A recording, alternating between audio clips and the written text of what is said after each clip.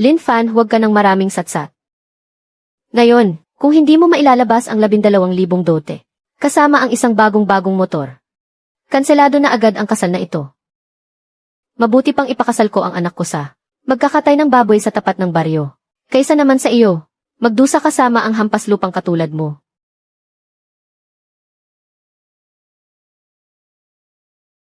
Nay, tama na po. Tumahimik ka nga dyan. Lin Fan, ang pinag-ipon-ipon mong 8,000 piso ay itabi mo na lang para sa sarili mo.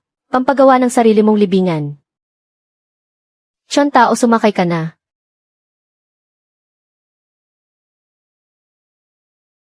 Sige, ako na mismo ang magkakansela sa kasal na ito.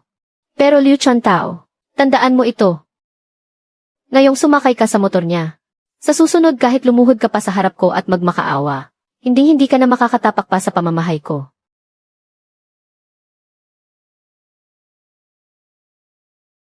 ₱8,000 pala ha. Ilang taon mo ring pinag-ipunan iyan, no? Isang pulubi na nangangarap mapangasawa ang pinakamaganda sa baryo. Mangarap ka ng gising, hahaha. Liu Tiyon tao, ang pang-aalipusta na ginawa ninyo sa akin. Ibabalik ko sa inyo ng 10 beses.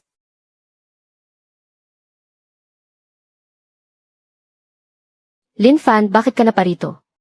Bakit hindi mo sundan si Tiyon tao? Kapitan ang bahay ni Don Qian. Yung sirang bahay na halos kalahati na ang gumuho.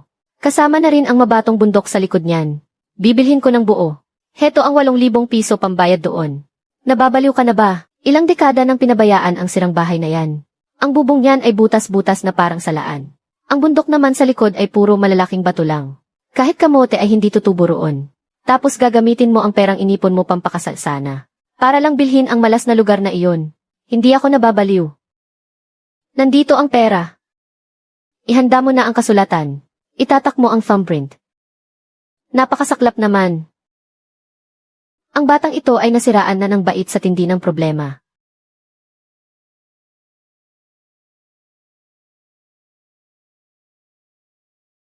Gumastos ng ₱8,000 para lang bumili ng tumutulong bahay na may multo. Sira na talaga ang ulo ng batang ito. Masyadong naapektuhan dahil sa naudlot na kasal. Sira na ang buhay niya habang buhay. Hindi naman habang buhay na magiging mahirap ang pamilya ko.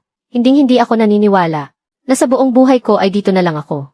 Magbubungkal ng lupa para lang may makain.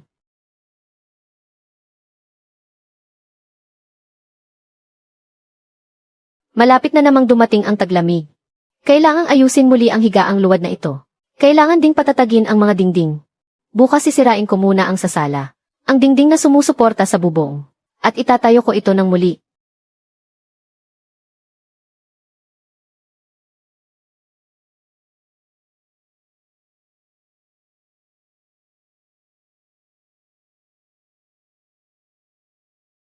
Ang bulok na dingding na ito. Napakadaling masira.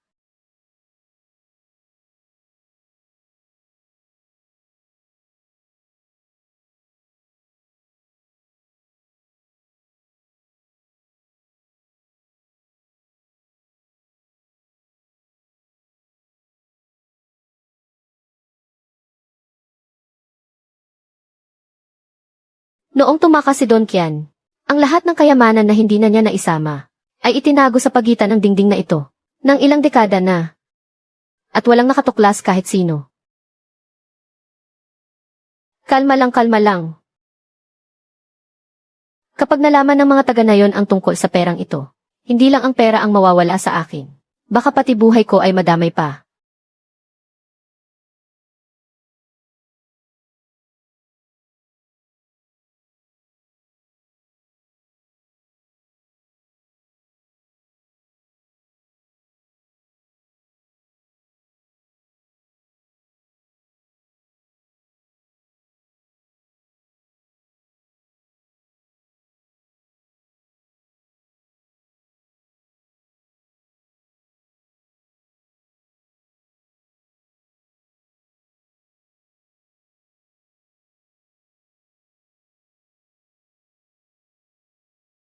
Liu Chuntao's How Dan You. Nagsisimula pa lang ang pagtutuos natin.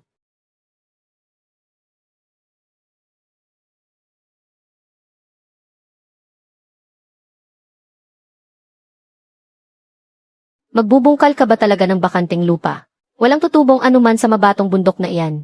Nabalitaan ko sa nanay ni Chuntao na maghahanda raw si Danyo sa bayan sa susunod na buwan. Magpapakain daw ng 10 mesa sa malaking restoran sa bayan. Paano naman makakapantay si Lin Fan doon?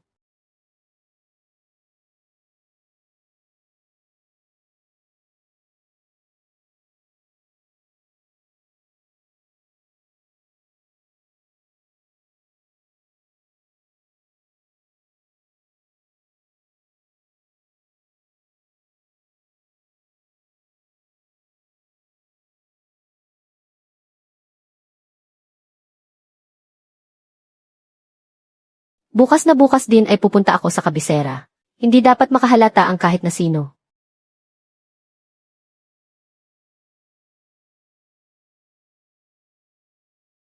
Narito na tayo sa kabisera.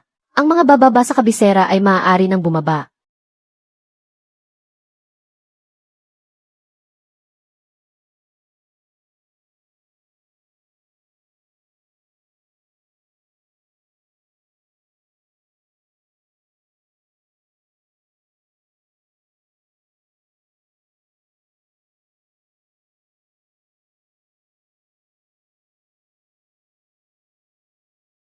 Bumibili ba kayo ng mga lumang gamit?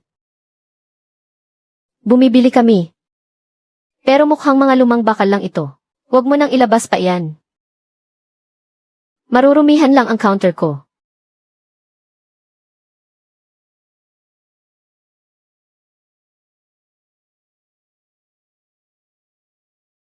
Tunay at purong lumang ginto ito. Bata, saan mo nakuha ang bagay na ito? Pamana pa ito, diretso na tayo sa usapan.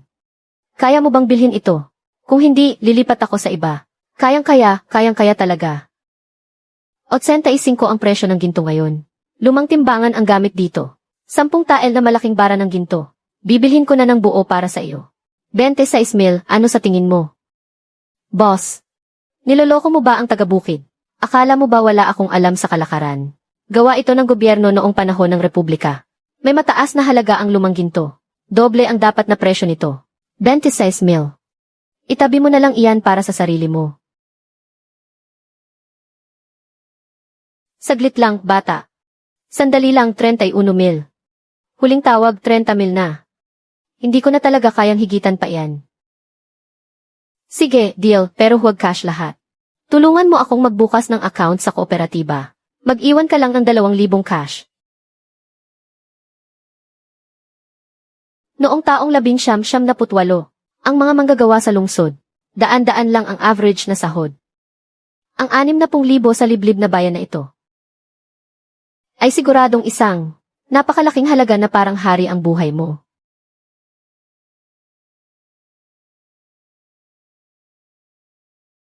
Alice, saan bang bundok ng galing ang hampas lupang ito? Kapag nagasgasan mo ang pintura niyan, kaya mo bang bayaran iyan? Mahigit 8,000 ang isang unit niyan. Magwi-withdraw ako at gawan mo ako ng resibo. Ngayong araw ko na ito iuwi. Hala! 2 kariton sa likod at makinaryang pang-araro. Kumpletong set na lahat.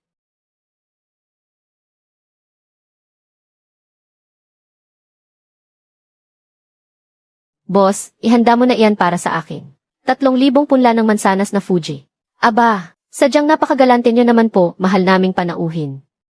3,000 punla ng Fuji. Kayang-kaya po ng supply natin dito. At siguradong di kalidad at primera klase ang mga ito. Isang huling hakbang na lang.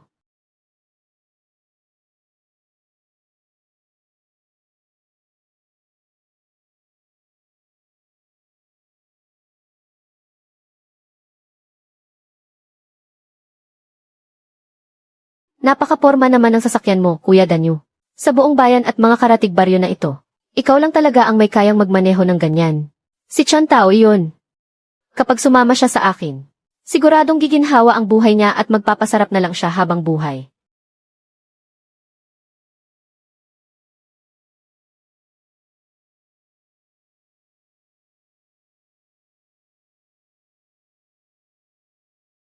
Tabi kayo sa daan.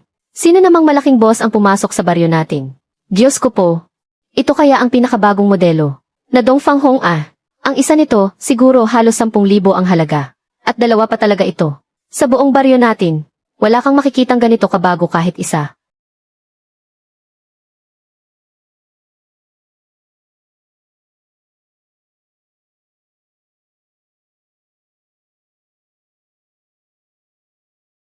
Teka, bakal na kalabaw. Ikaw ba ang bumili nito? Malawak naman ang kalsada ah. Bakit sa'yo lang, Zhao Danyu? Pwedeng dumaan ang motor mo. Pero ang traktora ko, bawal dumaan. Lin Fan, huwag kang magmalaki rito. Na parang kung sino ka ng sikat. Saan mo naman nakuha ang pera mo? Baka naman may ginawa kang iligal at masamang gawain. Isusumbong kita sa presinto ng pulisya. Lin Fan, baka naman, ibinenta mo ang lupa ng baryo natin. Galing ka lang naman sa kulungan, kriminal ka talaga. Makinig kayong lahat. Gagamitin ko ang tiwangwang na bundok para tamnan ng mga puno ng prutas. Naghahanap ako ng mga magtatrabaho ngayon. Kahit sino, lalaki man o babae, matanda man o bata. Basta masipag at gustong magtrabaho. 15 piso kada araw. Araw-araw ang sahod at mailibre pang tanghalian. May karne sa bawat kain natin. Kuya Lin, malakas ako. Ako nang bahala mag-araro para sa'yo. Pwedeng si Tiagihuan na lang ang magluto para sa'yo.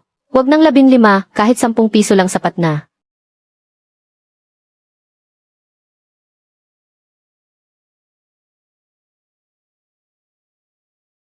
Simula pa lang ito.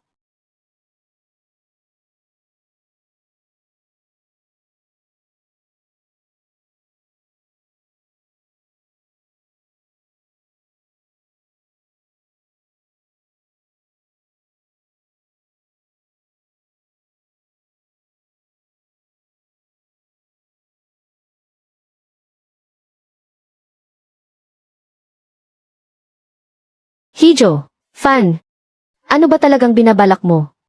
Mabubuhay ba talaga ang mga puno ng prutas sa mabatong bundok na to? Tiyo, kung hindi maganda ang lupa, papalitan natin. Kung maraming bato, gagawa tayo ng mga baitang-baitang na taniman. Maganda ang sikat ng araw sa bundok na ito. Maganda rin ang daloy ng tubig dito. Kaya mas matamis ang mga prutas na itinatanim dito kaysa sa patag na lupa. Gagawin ko ang tiwangwang na bundok na ito. Nakayamanan ng buong nayon natin.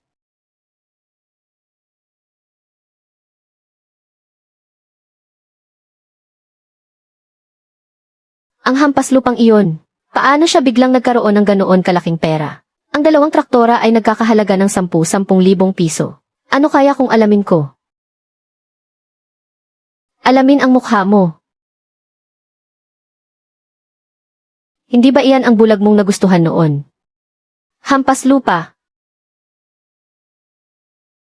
Ngayon tignan mo ang nangyari. Hindi ko na maipakita ang mukha ko sa buong nayon dahil sa iyo.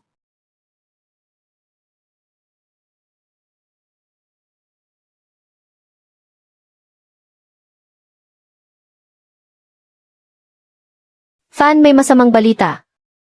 Ang mga ipinadala mo sa bayan para kumuha ng pataba, ang dalawang traktora natin, ay hinarang ng mga bastos doon.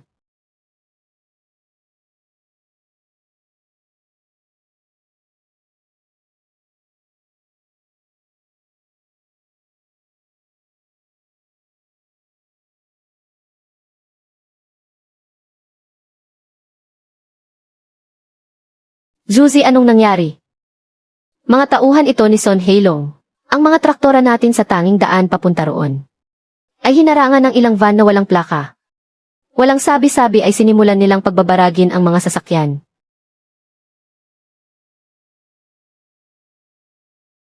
Nagbanta si Son Heilong na ang negosyo ng prutas sa buong bayan ay siya lang ang masusunod.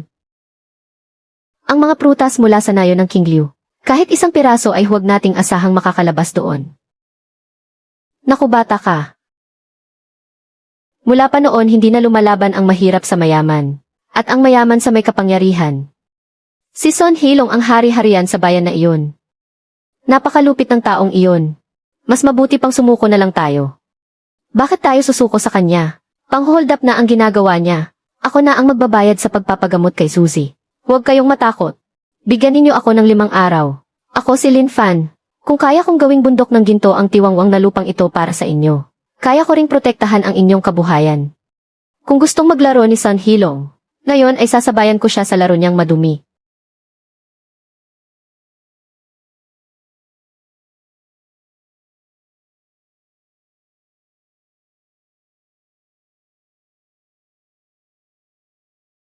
Sa nakalipas na 2 taon, nakaipon lang ng pera mula sa pagbebenta ng mga sariwang prutas. Bukod sa 2 gintong baras na ginamit pambili ng traktor noon, hindi ko na pinakialaman ang mga natira.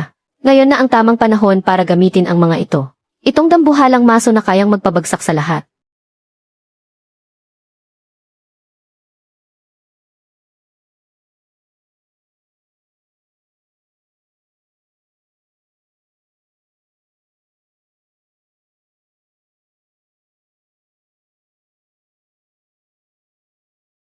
Naku kapatid ko, parang awa mo na. Ano ba itong ginagawa mo? Hinukay mo ba ang libingan ng mga ninuno ng kung sinong warlord? Huwag ka ng maraming satsat, tulad pa rin ng dati. Kaya mo bang kunin lahat ito? Hindi ko ipagkakaila sa iyo. Ang 2 gintong baras na iyon noon, ay pinilit ko lang bilhin kahit hirap na hirap ako noon. Ngayon, itong 10 gintong baras kasama ang mga lumang baryang pilak, ay siguradong nagkakahalaga ng daan-daang libong piso. O baka umabot pa nga ng milyong piso. Ang maliit kong tindahan na ito, kahit pigain mo pa ang mga lumang buto ko, ay hindi ko pa rin mabibigay ang ganito kalaking pera. Pero kahit na hindi ko kayang bilhin lahat ito, may kilala akong kayang-kaya itong kunin.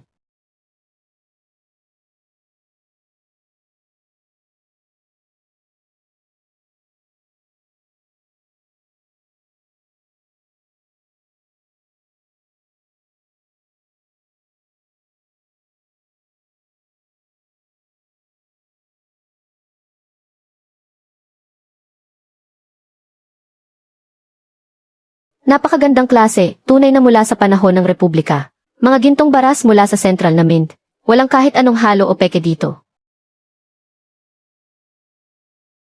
Sa mga baryang pilak na ito, ay mayroon pa palang 2 piraso na bersyon ng gansu, na may dagdag na tatak ng malaking ulo. Napakabihirang koleksyon nito. Kapatid, magbigay ka na ng presyo. Bagamat tumaas ng kaunti ang presyo ng ginto ngayon. Pero dahil napakarami nitong dala mo, kailangan ko ring harapin ang panganib. Ang mga gintong baras at baryang pilak na ito. Isang bagsakang presyo para sa lahat. 1,500,000 piso. Noong taong 2000. Ang perang nagkakahalaga ng 1,500,000 piso ay sapat na para bilhin ang buong pabrika ng delata. At may matitira pa nga para labanan si Son Heilong. Sige, nagkasundo na tayo.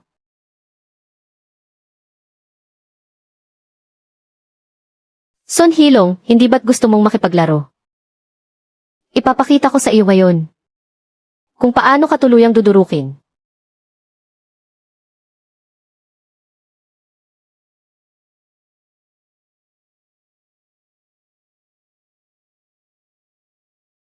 Kuya Lin, may nangyari na, Kuya Lin. Magandang balita yung mga magsasaka ng prutas sa kapitbahay na Zhaojiago. Nalaman ang tungkol sa pasahod natin. Marami sa kanila ang gustong lumipat dito sa atin. Sige, basta ang mga pupunta rito ay masisipag at tapat magtrabaho. Tatanggapin ko silang lahat. Kapag mas marami na tayong tao, pwede nating linisin at tamnan yung buong bahagi sa mailikod ng bundok. Para mapakinabangan din natin, maganda yan. Hindi na natin pwedeng ipagpaliban pa ang tungkol sa pabrika ng delata. Shunzi, tulungan mo akong magtanong-tanong doon sa bayan. Kung sino ang namamahala sa pinapatakbo ng gobyerno na pabrika ng delata roon. At kung ano ang background niya. Sige po, walang problema. Ganyan na nga ang gagawin natin.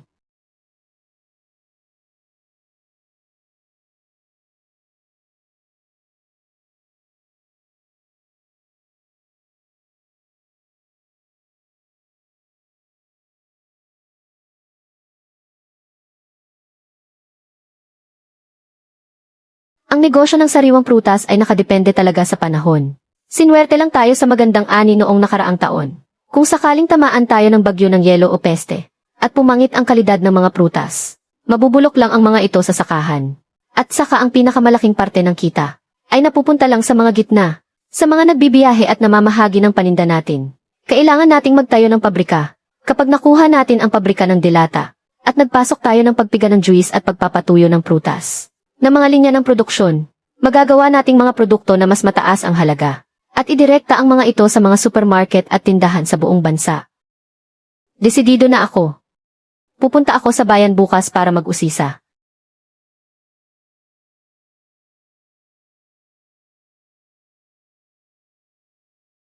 Fanwazi, saan ka pupunta? Sa bayan lang, may aasikasuhin lang ako. Magdadala ako ng 2 karton ng sigarilyong Hongtashan para ilibre ang mga tao doon ng pagkain. Mag-iingat ka doon. Maraming mata at espiya si Son Hilong sa bayan. Huwag kang mag-alala, Tito.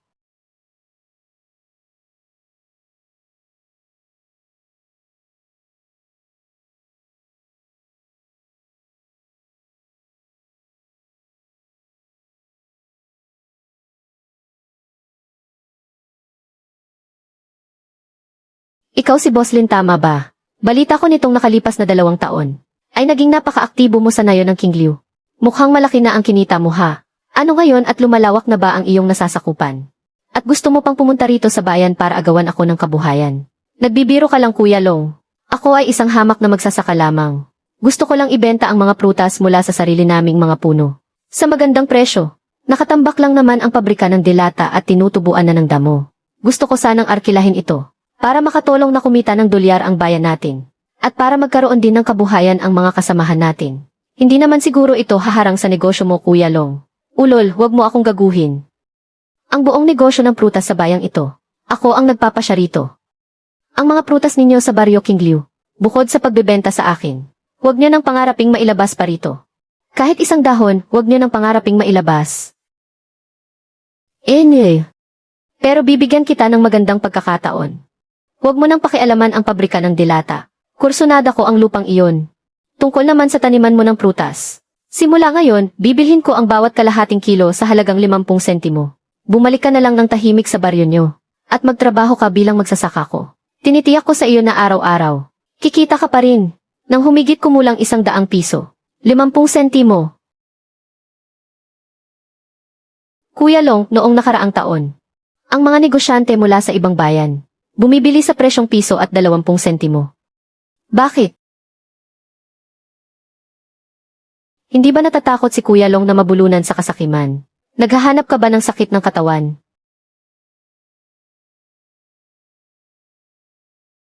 CJ, matigas ka pala, ha? Magkaalaman na lang tayo. Gusto kong makita kung paano ang mga prutas ninyo sa buong bundok, pagdating ng taglagas, ay mabubulok lang at magiging mabahong putik. Ha ha ha ha ha.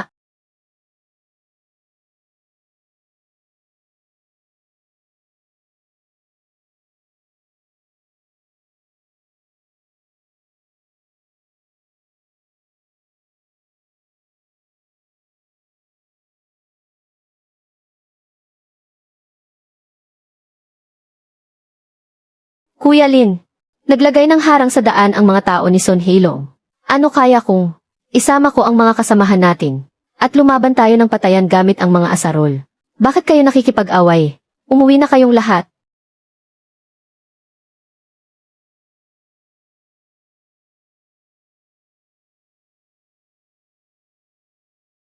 Makinig kayong lahat sa akin. Mulat sa pool, hindi kinakalaban ng ordinaryong tao ang mayaman. At hindi rin kinakalaban ng mayayaman ang may kapangyarihan. Pero ngayong araw na ito, ang lalaking si Son Tianlong ay nang-aapi na sa atin, mismo rito sa ating nayon ng Kingliu. Ako si Lin Fan, kung kaya ko kayong tulungang gawing ginto ang tuyong bundok na ito, kaya ko ring ipagtanggol ang pagkain sa inyong mga hapagkainan. Hindi ba't gusto niyang makipaglaro? Papatulan siya ng tarantadong ito hanggang sa dulo.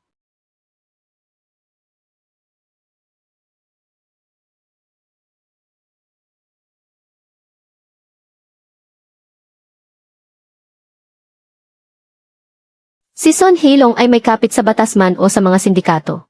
Malakas ang impluensya niya kahit saan. Hindi obra kung basta na lang natin siyang babanggain ng harapan.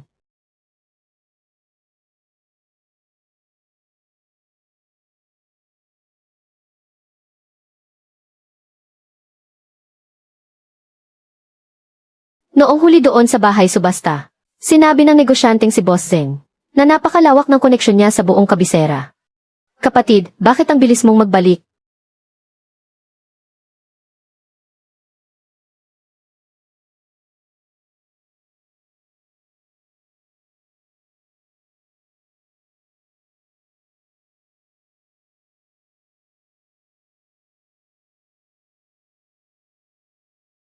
Mukhang seryoso ka na talaga ngayon, ah. Boss Zeng, dahil malawak ang mga koneksyon mo. Tulungan mo naman akong mag-imbestiga sa isang tao. Si Son Hilong. Gusto kong malaman ang madidilim niyang sikreto. Kung sino talaga ang nasa likod niya, at kung galing ba sa nakaw o dumi ang pera niya. Si Son Hilong, kilala ko ang taong iyan. Sikat na sikat siya nitong nakaraang 2 taon. Pero nabalitaan ko na ang mismong patron niya sa likod ay tila umuuga na ang pwesto ngayon. Matapos ang 3 araw, ipapadala ko sa iyo ang lahat ng dokumento tungkol kay Son Hilong. Nang direkta mismo sa mga kamay mo. Magkano ang sisingilin mo sa akin? Kapatid, dahil mabilis ka kausap, mabilis din ako. Tatanggapin ko na lang ang commemorative coin na hawak mo. At libre ko na sa iyo ang bayad sa pag-imbestiga. Tungkol naman sa pabrika mo ng delata, kung talagang mabibili at mapapatakbo mo iyan, pwede kang lumapit sa akin para sa mga bentahan pagkatapos. May mga hawak akong tindahan sa ilang malalaking lungsod sa rehiyon ng Yangtze. May mga kakilala naman doon.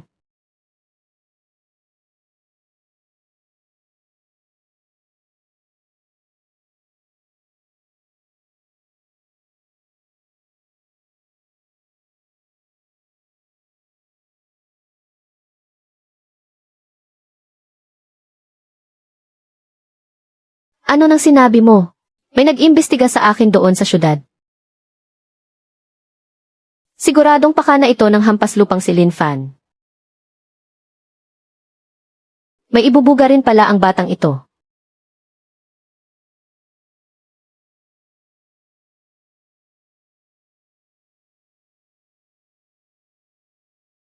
Kung ayaw niya akong patahimikin, huwag niya akong sisihin kung maging marahas ako.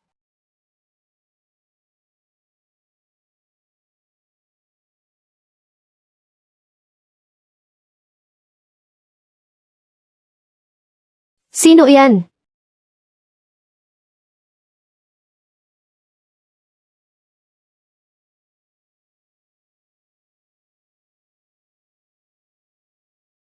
Huwag niyo akong bubugin. Huwag naman po huwag niyo akong saktan. Pinapunta lang po ako rito ni Boss Long. Pinapasilip niya sa akin ang taniman, kung may nagbabantay ba kapag gabi. Bumalik ka at sabihin mo kay Son Hilong na kung gusto niyang makita ang taniman. Bukas mismo ako na ang maglilibot sa kanya.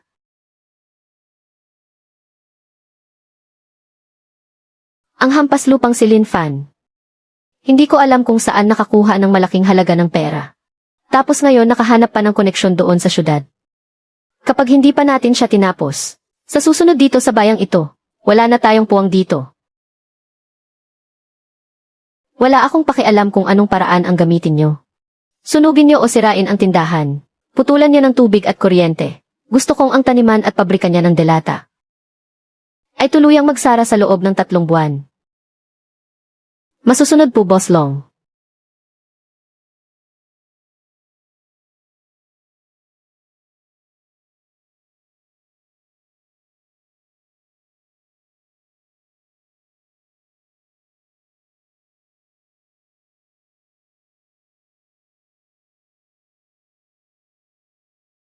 Aba mukhang maayos ang takbo rito ah. Boss Lin. Nakakainggit talaga itong taniman mo. Napadalaw po kayo, Boss Long. Pasensya na at hindi kita nasalubong agad. Bakit nga pala napadaan ka rito para basilipin ang taniman? O para makipagnegosyo? Makipagnegosyo ba 1,500,000 piso? Ang taniman mo, at pati ang bulok mong pabrika ng delata ibenta mo na sa akin lahat. Kunin mo ang pera at lumayas ka. Umalis ka sa bayang ito. At huwag na huwag ka nang babalik.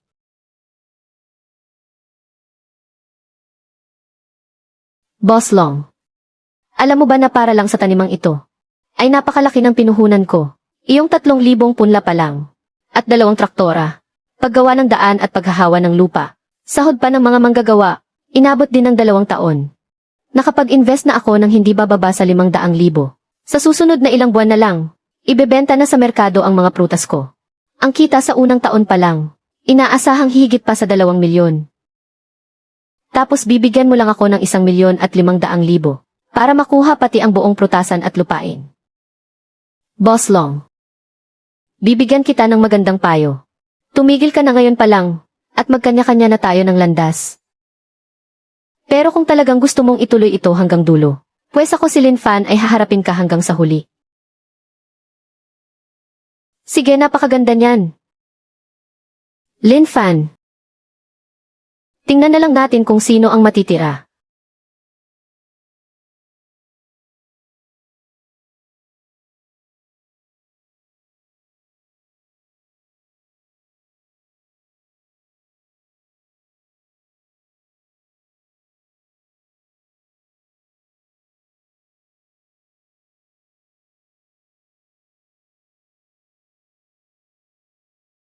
Sabi ni Boss Long.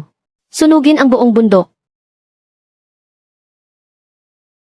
Mag-iwan lang ng kaunting ebidensya para makita ng mga pulis.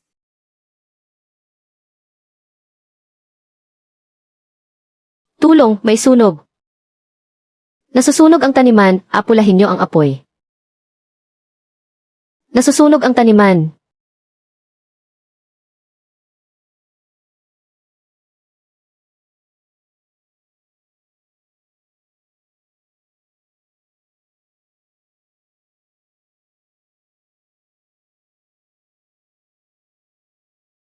Bilis, may tubig doon sa may imbakan.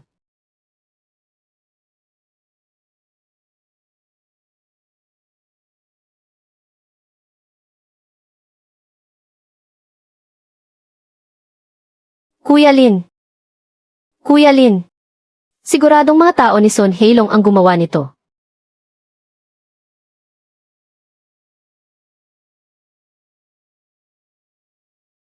Pinakialaman niya ang mga puno ko. Ang atrasong ito. Sisingilin ko siya ng 10 beses.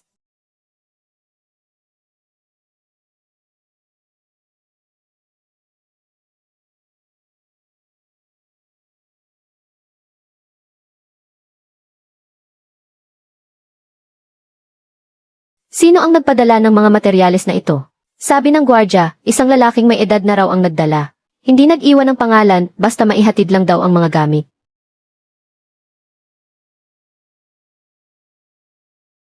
Walang takot sa batas. Talagang wala silang takot sa batas. Kuya Hulong, may masamang balita. Bakit ka natataranta? Dumating ang mga taga-kawanihan ng kalakalan. Sabi nila, susuriin daw ang mga libro natin.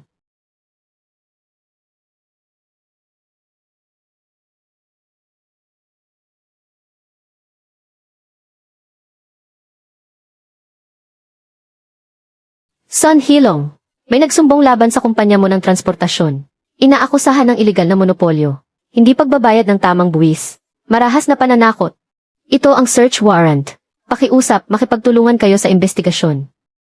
Mukhang may nagkamali lang yata, sir.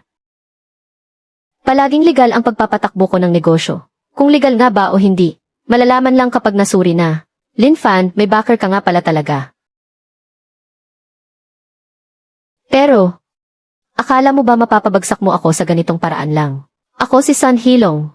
Ilang taon na akong naghahari rito sa bayan. At hindi ako basta-basta magpapatalo.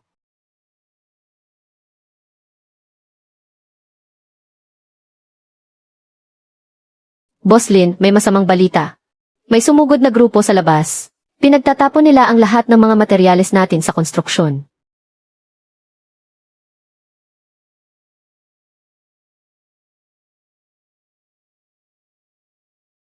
Aha! Ikaw ba si Lin Fan?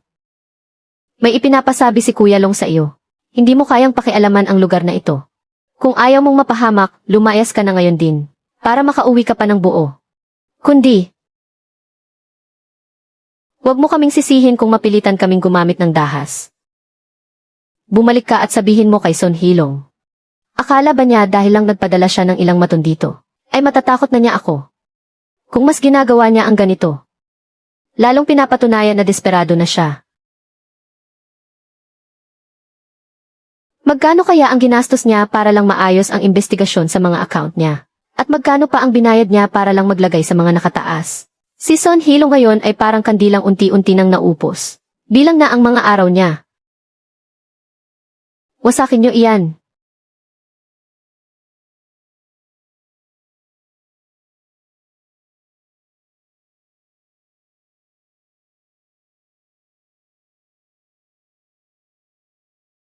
Hello.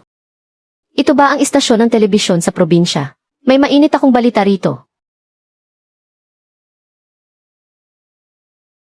Mula sa ating balitaan. Sa silangang bahagi ng bayan, isang pabrika ng dilata na nakatakdasa ng isaayos at buksan muli, ay nilusob at pinagwawasak ngayon ng mga hindi pa nakikilalang salarin. Labis na nasira ang mga kagamitan sa konstruksyon. Mabuti na lamang at walang naiulat na nasaktan o nasawi. Ayon sa isang nakakaalam sa pangyayari, ang insidenteng ito ay maaaring may kinalaman sa kamakailang sigalo tungkol sa monopolya sa merkado ng prutas. Bakit mo pa kasi siya binangga? Ayan tuloy ang napala mo. Naibalita pa sa telebisyon. Ang pinakakinatatakutan ng mga opisyal sa bayan ay ang lumaki ang ganitong issue. Lintik, hindi ako naniniwalang. Hindi ko kayang turuan ng leksyon ang isang hamak na magsasakang iyan.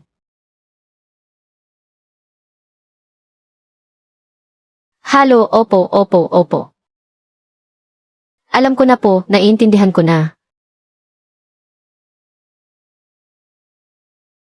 Sino iyan? Ang boss natin sa itaas. Sinabihan akong magpalamig muna ngayon at huwag gumawa ng ingay. Huwag na raw muna akong manggulo. Lin Fan, sisiguraduhin kong katapusan mo na.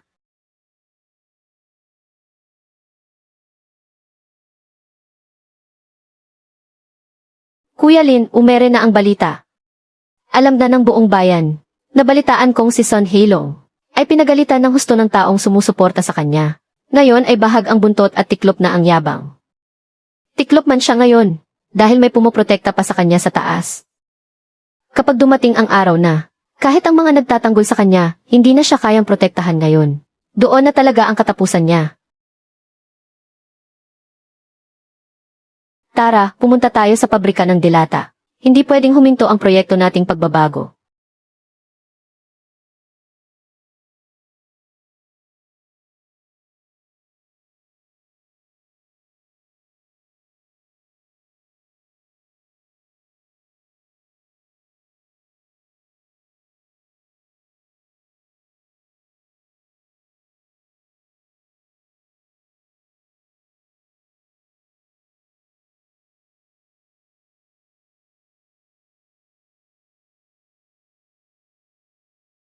Kuya Lin Fan, anong ginagawa mo rito?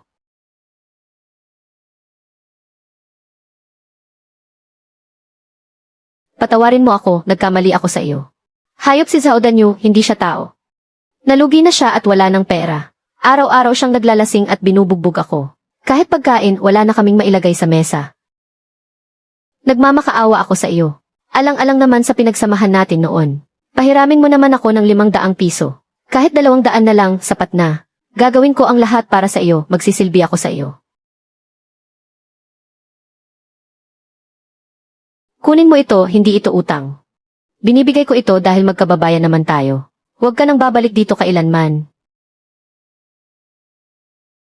Lin Fan, hindi ka ba natatakot sa parusa ng langit? Porke mayaman ka na, minamaliit mo na kami.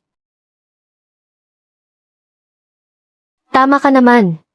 Talagang minamaliit kita. 2 taon na ang nakalipas. Noong sumakay ka sa motor ni Zhao Danyu, wala nang natira sa ating dalawa.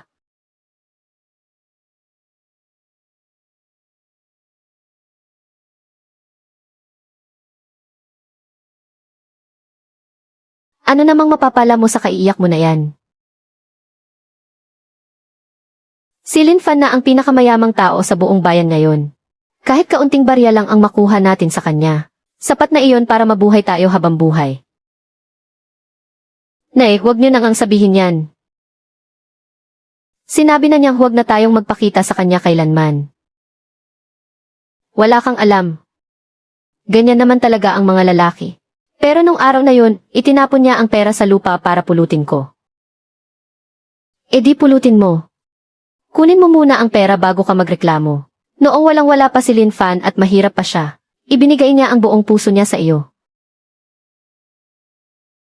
Sa nakalipas na 2 taon na mayaman na siya, pero hindi pa rin siya nag-aasawa hanggang ngayon. Sa tingin mo, bakit kaya? Dahil pa rin siguro sa iyo, ikaw pa rin ang nasa puso niya. Nababaliw ka na ba, galit na galit siya sa akin? Makinig ka sa nanay mo. Lumapit ka roon at magpakumbaba ka.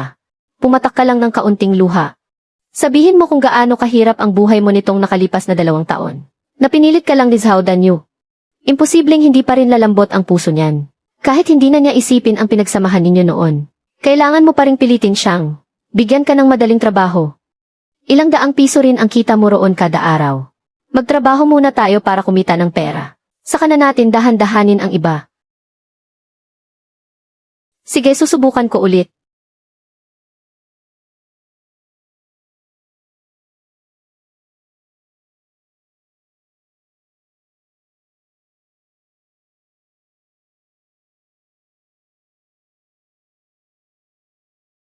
Naku, ang mabait kong manugang.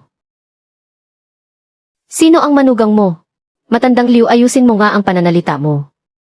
Lin Fan, si Tia ito. Sinusubukan ka lang naman namin noon. Alam naman ni Tia na magiging matagumpay ka balang araw. Tingnan mo ngayon, asensado ka na. Masayang masaya si Tia para sa iyo. Matandang Liu, ano ba talaga ang gusto mo? Lin Fan. Halos maging pamilya na nga tayo noon eh. Ngayon ay naghihirap si Chuntao. Barya lang sa iyo ang malaking halaga para sa amin. Alang-alang naman sa pinagsamahan natin noon. Pahiramin mo si Tia ng 2,000 piso para makalampas kami sa hirap na ito. Kahit 1,000 na lang, sige na. Kuya Lin Fan, nagmamakaawa ako sa iyo. Pinagsamahan. Napakasama mo, matandang Liu.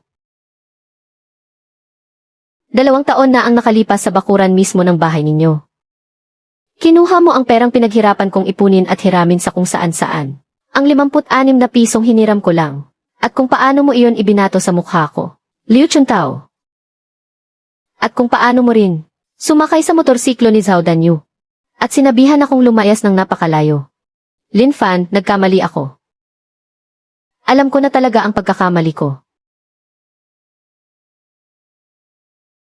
Hindi ang pagiging mukhang pera ang pagkakamali mo. Ang pagkakamali mo ay ang isiping mananatili ako sa putikan habang buhay.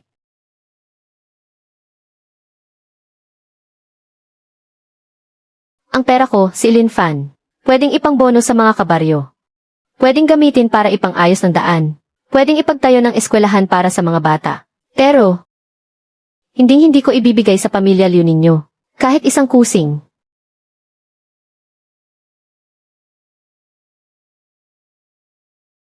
Diyos ko po. Wala nang katarungan ito.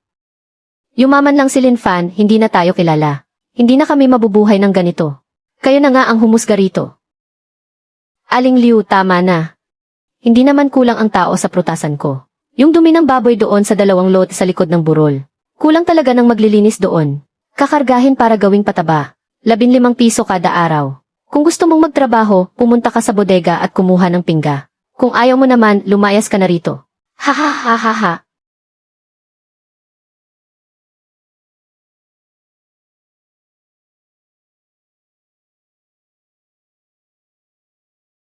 Ang galit na kinimkim ko sa dibdib ko 2 taon na ang nakakaraan. Sa wakas ay nailabas ko rin ngayon.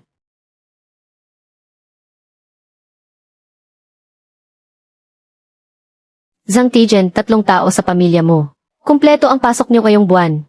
Kasama pa ang bonus sa labis na produksyon. Ang kabuuan ay 1,350 piso. Hawakan mo ito, hindi mo na kailangang bilangin. Dahil galing kay Batang Fan ang bilang na yan. Siguradong walang mali rito. Batang Fan, ikaw talaga ang tagapagligtas ng buong baryo natin. Tio, pinaghirapan at pinagpawisan niyo po ito. Ako, si Lin Fan, hindi ko pababayaan ang kahit sino na nagbuhos ng pagod para rito. Umalis kayo sa daanan ko. Hindi ba si Aling Liu yan? Ay!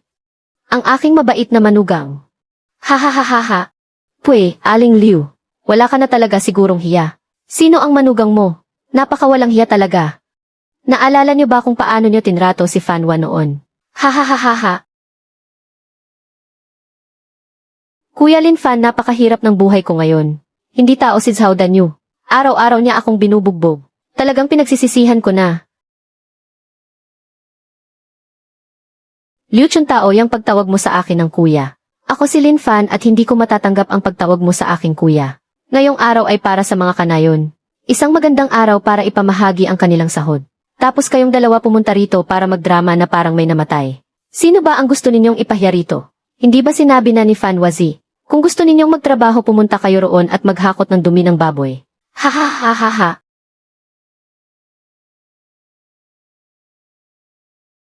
Dalawang taon ang nakalipas. Ang linfan na ang tanging laman ng puso ay ako noon. Ay ako na mismo ang pumatay gamit ang sarili kong mga kamay. Ang linfan ngayon ay nasa napakataas na posisyon. Sobrang taas na kahit lumuhod pa ako at maputol ang aking mga binti, ay hindi ko pa rin maaabot kahit ang dulo ng kanyang damit. Ahahahaha.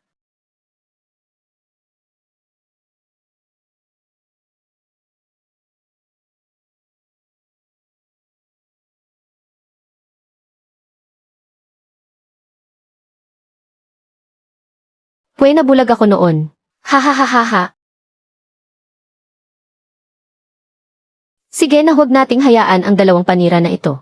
Ang sumira sa magandang mood nating lahat na magkapera. Susunod Alingson pumunta na rito para makuha ang pera.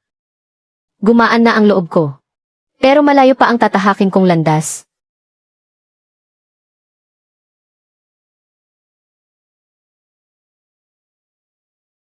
Ang pagbebenta ng sariwang prutas ay hindi pang matagalang solusyon.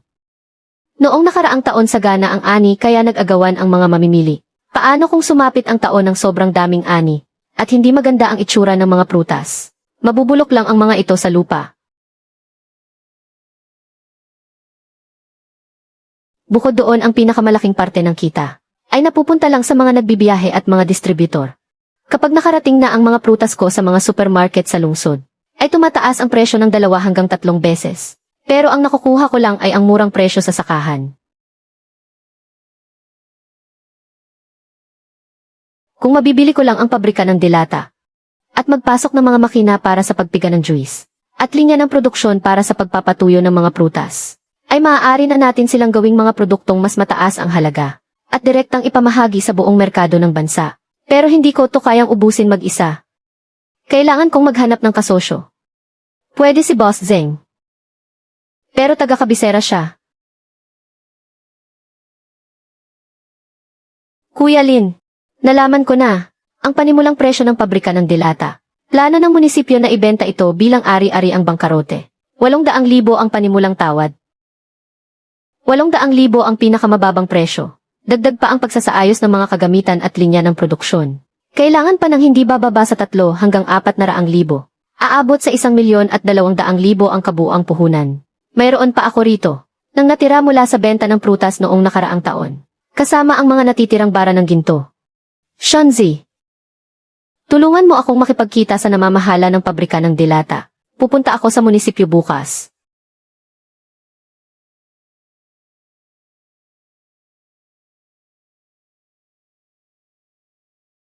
Fan, tungkol sa gusto mong bilhin ang pabrika ng dilata. Nabalitaan ko na, kahit na bangkarote na ang pabrikang iyon, marami pa ring nagkaka-interes doon. Lalo na si Son Heilong. Matagal na niyang pinagkaka-interesan ang lupang iyon. Alam ko. Kaya nga lalong kailangan kong pumunta roon para tingnan. Talaga bang gusto mong banggain si Son Heilong? Siya ang hari-harian sa munisipyo. Tiyo, sa mundong ito. Alin man sa ikaw ang tatapak, o ikaw ang tatapakan. Ako si Lin Fan, hindi ko nahahayaang may tumapak pa sa akin muli.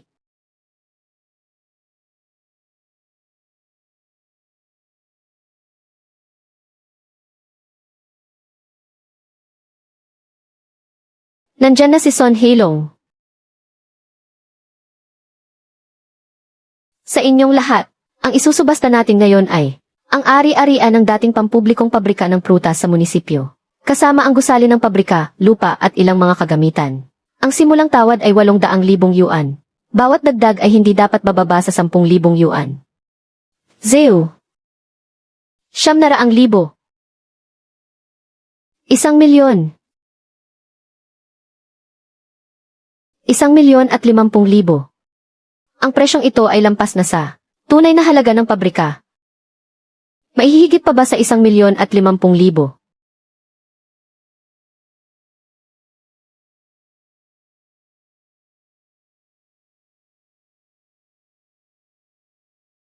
Ginoong auctioneer. Pakiusap tingnan ninyo ito. Ito ang opisyal na aprobadong dokumento na inilabas kahapon ng bayan. Ayon sa patakaran ng bayan, sa pag-unlad ng mga negosyo sa probinsya, Ang mga lokal na negosyong pang-agrikultura na sumali sa bidding na ito ay may prioridad na makabili at may 15% diskwento sa presyo. May bisa pa ang aprobadong dokumentong ito. Kuya Long, nag-alok ka ng 1,100,000. Ang alok ko naman ay 1,050,000. Pero ayon sa patakaran, makakakuha ako ng 15% diskwento, batay sa alok na ibinigay mo. Kaya 935,000 na lang. Kaya ang alok ko ay 935,000 piso. May pagkakaiba tayong 165,000 piso. Magtataas ka pa ba?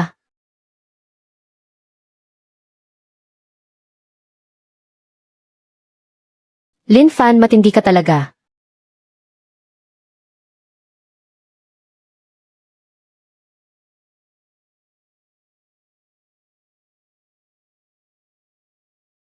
Kuya Lin, dumating na ang mga kagamitan para sa produksyon.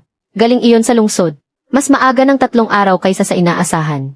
Mabuti naman sabihan ang lahat na magsipag pa, para matapos ang pag-ayos bago matapos ang buwan. Ang unang batch ng mga produkto, kailangang mailabas bago magsimula ang panahon ng prutas. Kapag nailabas na natin ang mga dilata at pinatuyong prutas na ito, hindi na natin kailangang mag-alala sa pagbebenta ng mga mansanas ng nayo ng King Liu. Kuya Long, ang mga kagamitan sa pabrika ng dilata ni Lin Fan ay dinala na sa loob ng pabrika. Nabalitaan ko rin kukuha pa siya galing sa lungsod ng mga teknisyan para tumulong. Mukhang seryoso talaga siyang simulan ito. Kung gusto niyang magsimula, sisiguraduhin kong hindi siya magtatagumpay. Maghanap ka ng ilang tao. Pumunta kayo sa pabrika niya mamayang gabi at gupitin ninyo ang mga kable ng kuryente. Pagkatapos maghanap ka ng magsusumbong sa Departamento ng Kalusugan at Bumbero ng Bayan. Mag-ikot para bumati sa lahat. Harangin ang paglabas ng permit niya.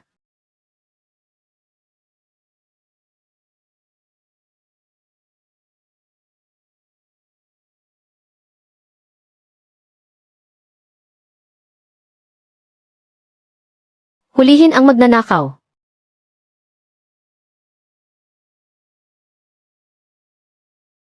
Nakatakas na siya. Hayaan mo na kung nakatakas siya. Huwag mo nang habulin. Pasabihan mo si Zuzi na magkabit pa ng ilang kiki. Mula ngayon magpadala na rin kayo ng magpapatrolya tuwing gabi. Sun Hilong, hanggang dito lang ba ang kaya mo? Habang ginagawa mo ang mga bagay na ito, mas lalo ka lang nag-iiwan ng ebidensya laban sa sarili mo.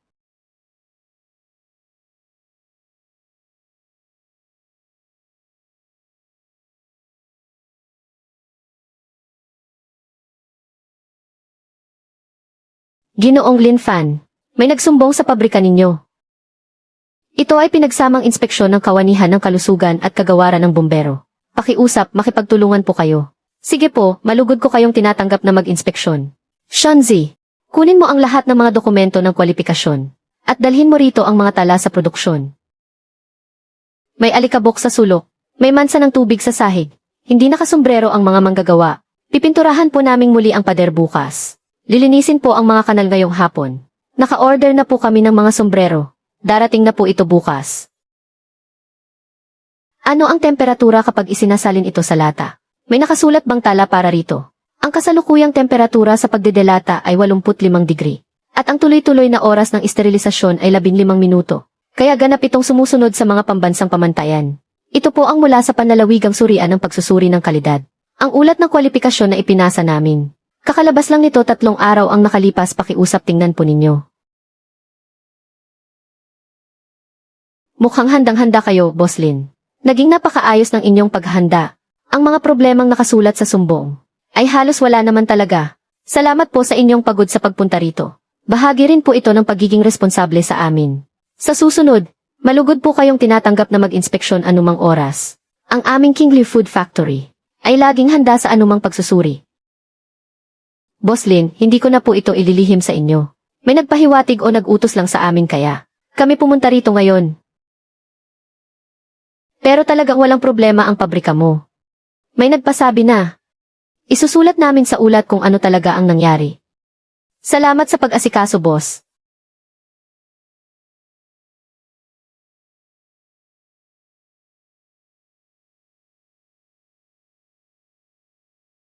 Kuya Li, dumating na ang order galing sa co-op ng syudad. 10,000 kahon ang kailangan sa unang batch. Kung maipapakalat natin ito ng maayos, dodoble o higit pa iyan sa susunod na buwan. Dapat nating bantayang mabuti ang kalidad. Ang unang batch na ito ang magiging mukha ng negosyo natin. Sabihan mo ang production line. Kailangang walang kahit isang depekto sa batch na ito. Ako na ang magbabantay rito.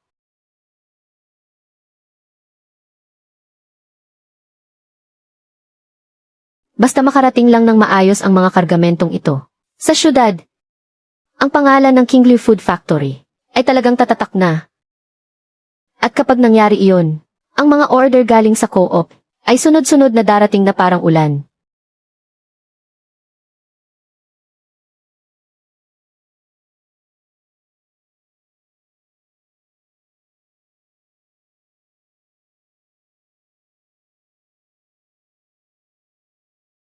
Dalawang truck ang dadaan sa Provincial Road.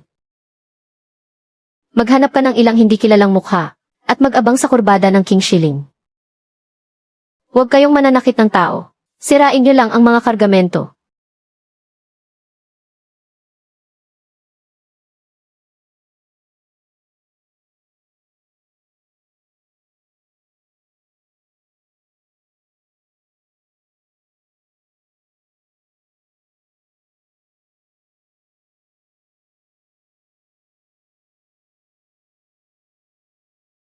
Sino walang hiyang naglagay ng kahoy sa gitna ng daan?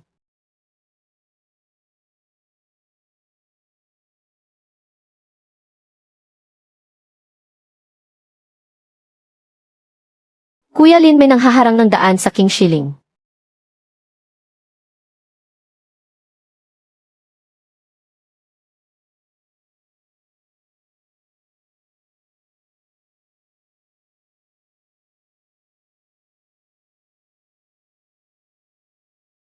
Boss Zeng, si Lin Fan ito. Maihihilingin sana akong pabor sa iyo. Doon sa ruta papuntang syudad, may naengkwentro kaming kaunting problema. Doon sa may tapat ng King Shilling. Sun Hilong, sa wakas ay umabot ka rin sa puntong ito.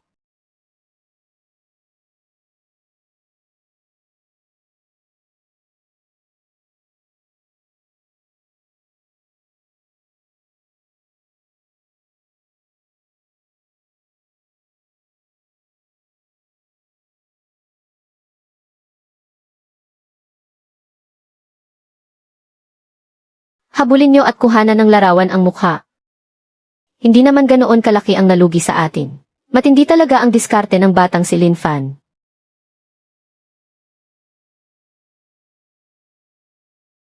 Naligtas naman ang mga kargamento. May nabasag lang na isang salamin ng sasakyan. Pero ligtas ang mga tao. Matatapang talaga ang mga tao mo. Hawak ang mga bareta at handang makipagpatayan. Boss Zeng, may utang na loob ako sa iyo ngayon. Huwag na basta iyong mga pinatuyong mansanas mo na lang. Kapag nakarating ka na sa syudad, magtabi ka muna ng 2 kahon para matikman ko.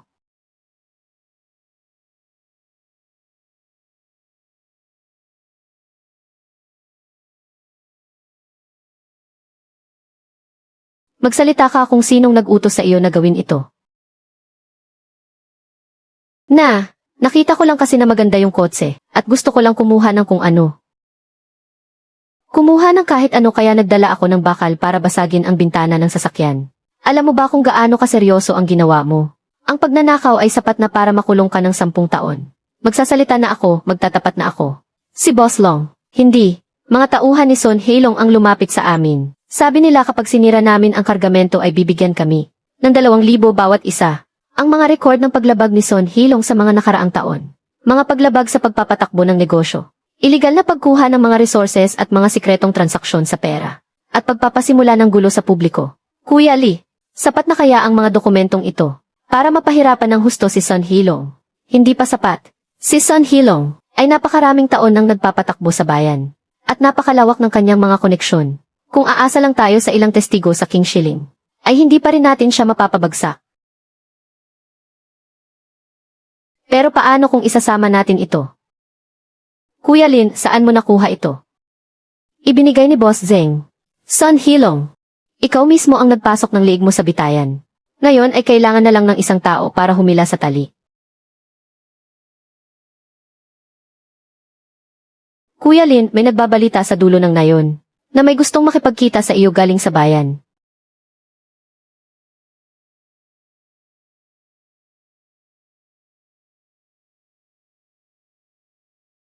Maupo po kayo, Boss Lin. Maaari ko po bang malaman kung ano ang itatawag sa inyo, pinuno? Una lang po. Ang dahilan kung bakit kita pinapunta rito ngayong araw, Boss Lin, ay para pag-usapan ang tungkol kay Son Heilong. Ang taong si Son Heilong ay masyadong ang naging mapang-api sa bayan. Pero ang mga hawak mong dokumento ay maaari mo bang huwag muna ilabas? Kasalukuyang nag-aakit ng mga mamumuhunan ang bayan ngayon at ayaw naging magkaroon ng anumang gulo. Pinunong Wu. Sinunog ni Son Heilong ang aking taniman ng prutas at sinira ang aking pabrika. Hinarang ang mga paninda ko. Alam ba ng munisipyo ang mga nangyayaring ito? Pareho nating alam yan. Kaya lang naman siya ganyan kayabang. Hindi ba dahil lang sa mga backer niya sa itaas? Sumipot ako sa usapan natin ngayon. Hindi para makipag-ayos, kundi para sabihin sa iyo ang mga ebidensya laban kay Son Heilong. Naipasa ko na sa itaas. Diretso sa probinsya, hindi sa munisipyo. Ikaw, Leader Wu. Ang mga transaksyon ninyo ni Son Heilong, nasa ebidensya rin yan. Pero pinigil ko muna. Basta po magmula ngayon. Huwag na kayong makialam sa mga gawain ni Son Heilong. Ang mga ebidensyang iyon ay hindi makakarating sa hindi dapat makakita nito.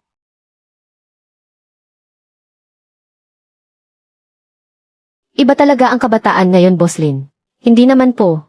Magsasaka lang naman ako.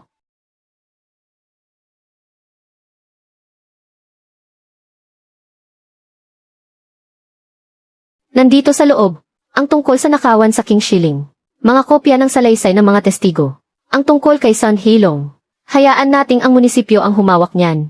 Kung paano naman gagamitin yan, kayo na ang bahalang magpasya, Leader Wu.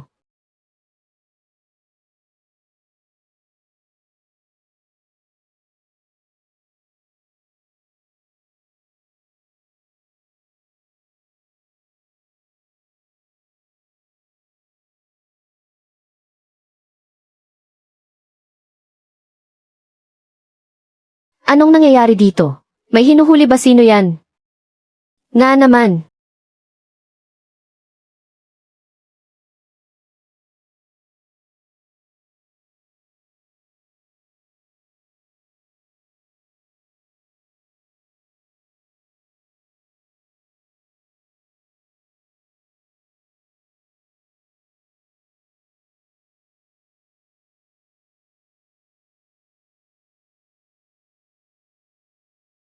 Lin Fan. Akala mo ba mapapabagsak mo ako sa ganito lang? Sinasabi ko sa iyo, ang mga taong nasa likod ko, hindi papayag na mabulok ako sa loob. Nang matagal. Paglabas ko rito, hindi kita tatantanan. Huwag ka ng maraming satsat. Lakad na.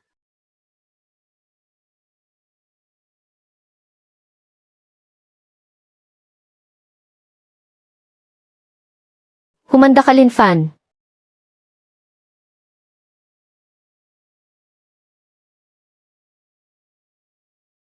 Balita ko may nabangga siyang malaking tao. Buti nga sa kanya dapat lang na matagal na siyang hinuli. Kuya Lee. Sa wakas nakulong din ang hayop na yan. Madaling ipakulong siya. Ang mahirap ay ang siguraduhing hindi na siya makakalabas pa. Sundalong. Maraming taon na siyang nagpapatakbo rito sa bayan natin. Masyadong malalim ang mga koneksyon niya. Pero hanggat ang lalaking may apelidong Zhu na yan, ay gustong protektahan ang sarili niya. Hindi niya hahayaang makalabas agad ang taong yan. Boss Lin.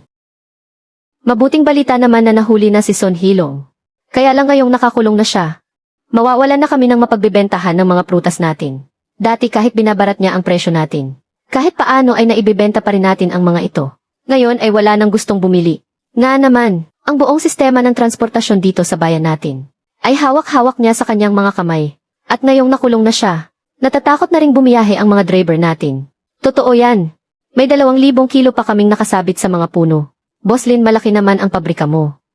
Baka naman pwede mo kaming tulungan.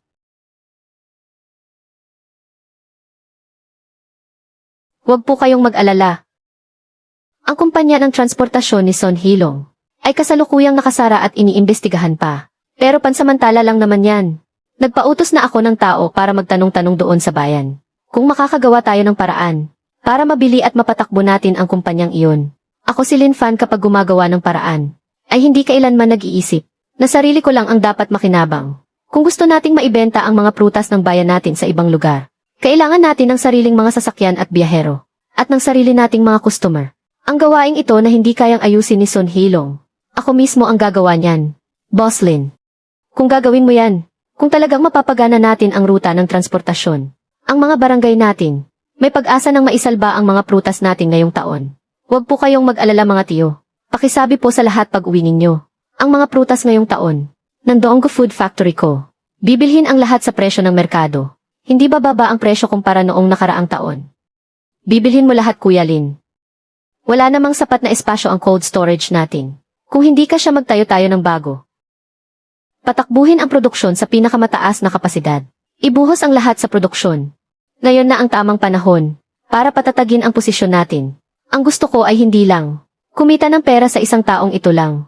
Ang gusto ko ay maging sa buong bayan ang pinakamalaking distributor ng prutas.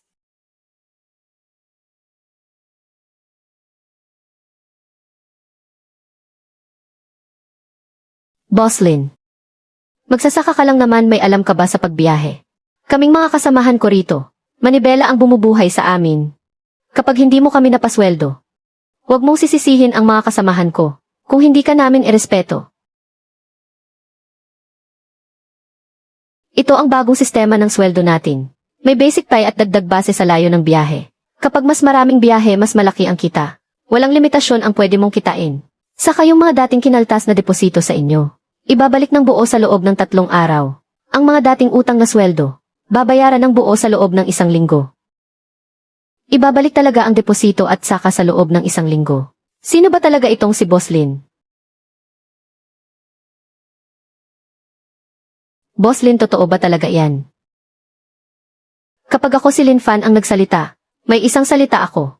Pero may sarili rin akong patakaran. Wala akong pakialam kung kanino kayo nagtrabaho noon.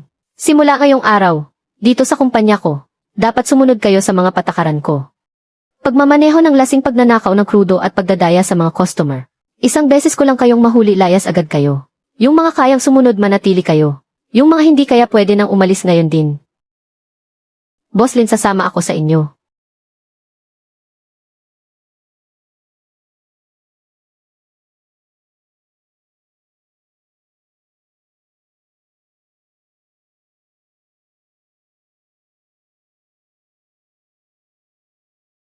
Director Chen, ito nga pala yung nabinanggit ko sa inyo noon. Mga produkto mula sa Donggu Food Factory. Walang halong kemikal at purong natural. Lasang-lasa ang pagka-natural, tikman niyo po. Mabango at talagang lasang prutas. Alaynan, talagang masarap ang lasa nito. Kumpara sa mga nasa merkado, na juice na hinaluan ng tubig, mas masarap ito. Lao Zeng, itong Donggu Food Factory. Saan ba galing ito? Ang may-ari ay si Lin Fan. Taga Baryo Qinglu siya. Wala pa nga siyang 30 taong gulang ngayong taon. Ganito na lang. Sa susunod na buwan, ang sistema ng pamamahagi ng produkto sa buong probinsya ay may gaganaping exhibition para sa mga produktong agrikultural. Papuntahin mo itong si Lin Fan para sumali. Kung maganda ang magiging tugon ng mga tao doon, ako na ang bahalang mag-apruba na ipasok ang mga produkto niya sa 180 mga sangay ng kooperatiba. Lin Fan, si Director Chen ng kooperatiba sa probinsya, ay natikman na ang inyong mga dilata. Sobrang nagustuhan niya. Exhibition sa buong probinsya at 180 mga sangay. Pero huwag ka munang magsaya ng maaga. Sa mismong exhibition, darating ang mga produkto mula sa iba't ibang lugar. Maraming magagaling doon. Kung makukuha mo ang kontrata, nakadepende na yan sa sarili mong kakayahan. Huwag kayong mag-alala, baka sa ibang bagay ay wala akong galing. Pero pagdating sa pagpapatunay ng kalidad ng produkto ko, maaasahan niyo ako. May tiwala ako.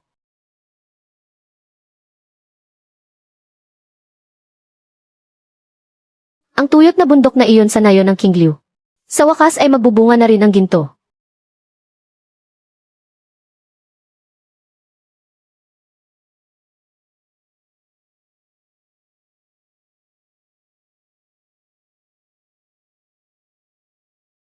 Donggo Apple Kuya Lee, medyo tago itong pwesto natin. Donggo Apple Vinegar, mailalapit kaya rito 30 yuan 20 yuan. Kapag maganda ang produkto, kusang lalapitan ng tao. Sige, magbukas tayo ng ilang lata para matikman nila.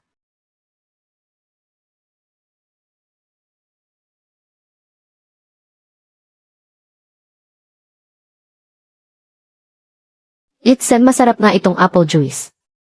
Iba ang lasa kaysa sa mga nabibili sa supermarket. Bigyan mo rin ako ng isang baso. Anong brand ba ito?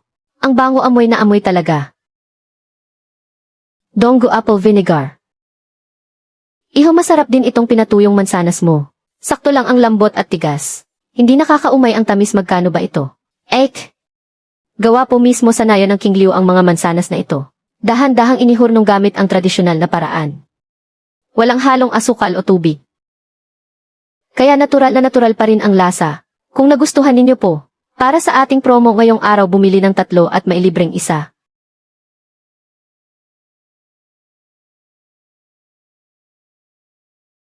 Bigyan mo ako ng 6 na pakete. Ipadadala ko sa probinsya para matikman ng nanay ko. Magandang simula ito.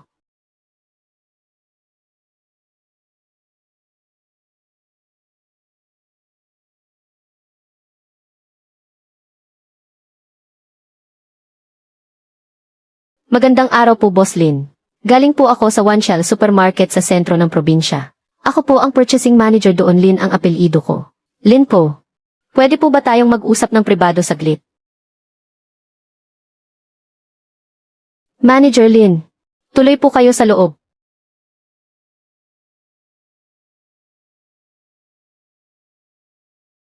Boss Lin, ang produkto ninyo, isang oras ko po itong inoobserbahan.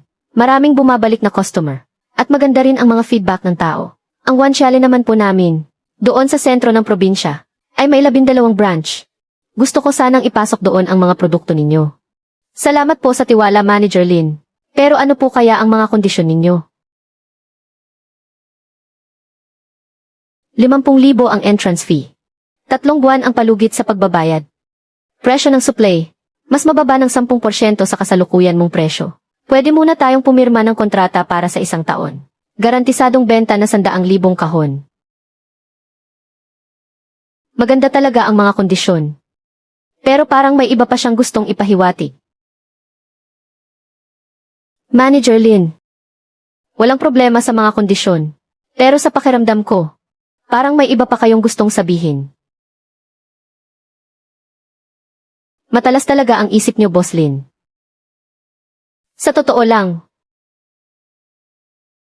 yung dating supplier ng One Shell, para sa mga dried fruits, ay lokal dito sa probinsya. Kapag binabaan mo ang presyo, para mo na ring inagawan sila ng kita.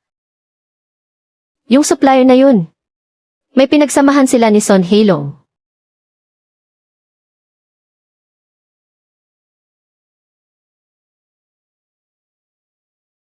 Nakakulong na si Son Heilong. Pwede kitang tulungan.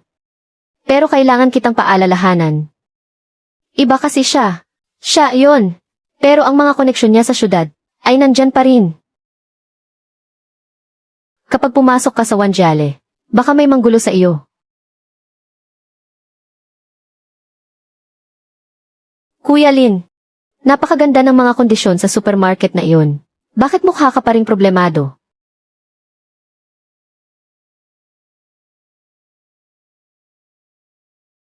Salamat sa pagiging tapat, Manager Lin. Ang kontratang ito, pipirmahan ko. Maganda nga ang mga kondisyon. Pero may mga taong ayaw tayong makapasok doon. Shonzi, tandaan mo. Bago natin narating ang kinaroroonan natin ngayon, kailanman ay walang daan na naging patag. Kung maihaharang sa daan, alisin natin ang harang. Kung hindi natin kayang alisin, umiwas tayo at dumaan sa iba. Bumalik na sa nayon at ihanda ang mga produkto.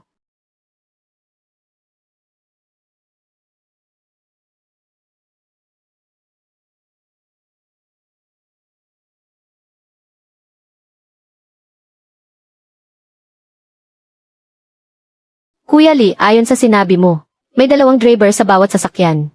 Walang hinto sa buong biyahe. Diretso sa pangunahing bodega ng One Chale sa syudad.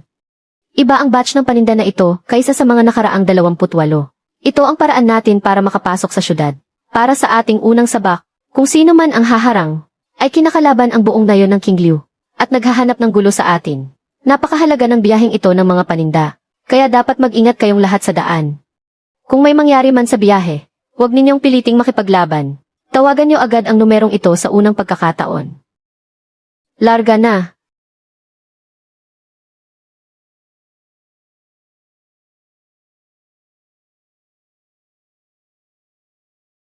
May bakanting espasyo sa kanan ng van. Dumaan ka doon.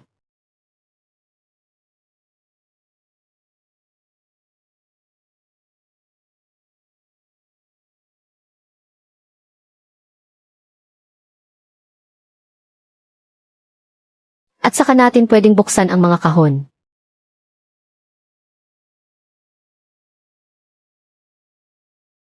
Eksaktong 5 sasakyan ng mga paninda. Walang kulang kahit isang kahon.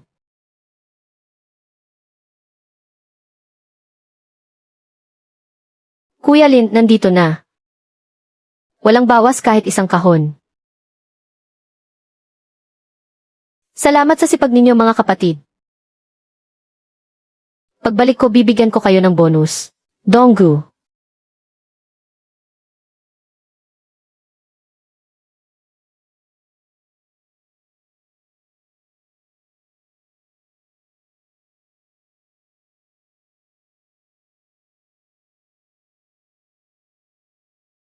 Boss Lin. Tuloy-tuloy na ang takbo ng production line. Nang 72 oras na, umiinit na ang ilang kagamitan. Kung hindi pa natin ito ititigil para ayusin, baka masira na ito.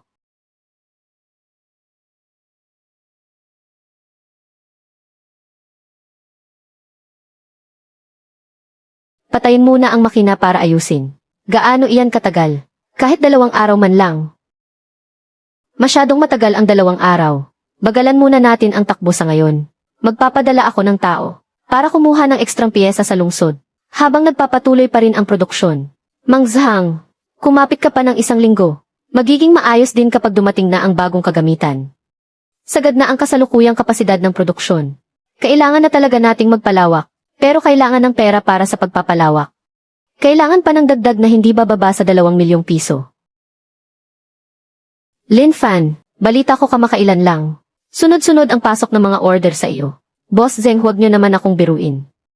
Hindi makasabay ang produksyon natin. Kaya hindi ako makatulog sa pag-aalala. Nahulaan ko na. Iyang pabrika mo ng dilata ay masyado pang maliit ang simula. Interesado ka ba? Nahayaan akong maging kasosyo mo. Seryoso ba kayo, Boss Zeng? Seryoso ako. Alam ko kung anong klase kang tao at hindi ako nagkakamali. Malakas ang tiwala ko sa potensyal ng pabrika mo ng pagkain. Magbibigay ako sa iyo ng 2 milyong puhunan. Kapalit ng 30% ng share. Ikaw pa rin naman ang mamamahala sa operasyon. Ako lang ang bahala sa mga benta at pamamahagi. Boss Zeng. Bakit malaki ang tiwala ninyo sa akin? Halos kalahating buhay ko na ang lumipas. Marami na akong nakitang tao. May mga may kakayahan. May mga may ambisyon. May mga may lakas ng loob. Pero ang mapagsama ang 3 katangiang ito. Ikaw pa lang ang una. At saka, ang mga gintong bara mo, kung hindi pa ubos iyan, pwede pa ba kitang tulungang ibenta iyan sa susunod? Boss Zeng. Pumunta ka sa pabrika bukas, para makapirma tayo ng kontrata. Ang bagong pabrika. Kailangang magamit ang bagong pabrika bago magtagsibol sa susunod na taon. Bago magsimula ang panahon ng anihan ng prutas. Dapat maging triple ang kapasidad ng cold storage. At dagdagan ng 2 pang linya ng produksyon. Huwag kayong mag-alala, Boss Lin. Ayon sa hiling ninyo, mas mapapaaga pa ang pagtatapos ng gawa, at hindi ito maaantala.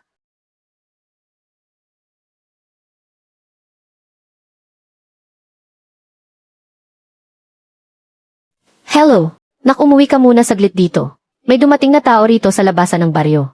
Sabi niya hinahanap ka raw niya. Hulaan mo kung sino. Sino? Ang tatay mo.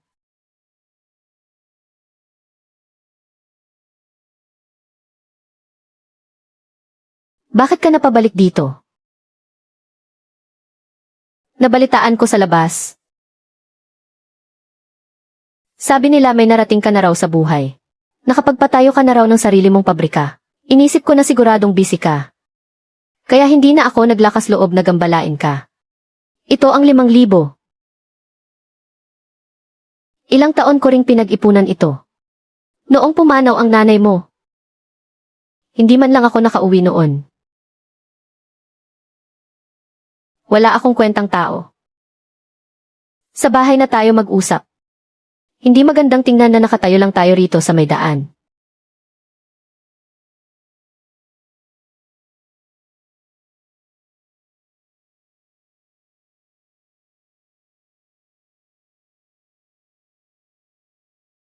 Sige, magsalita ka na. Ano ba talaga ang dahilan ng pagbabalik mo rito? Wala akong mukhang maihaharap sa iyo. Pero ang lola mo, siya, bata ka pa lang. Mahal na mahal ka na niya, wala na talaga akong ibang magagawa.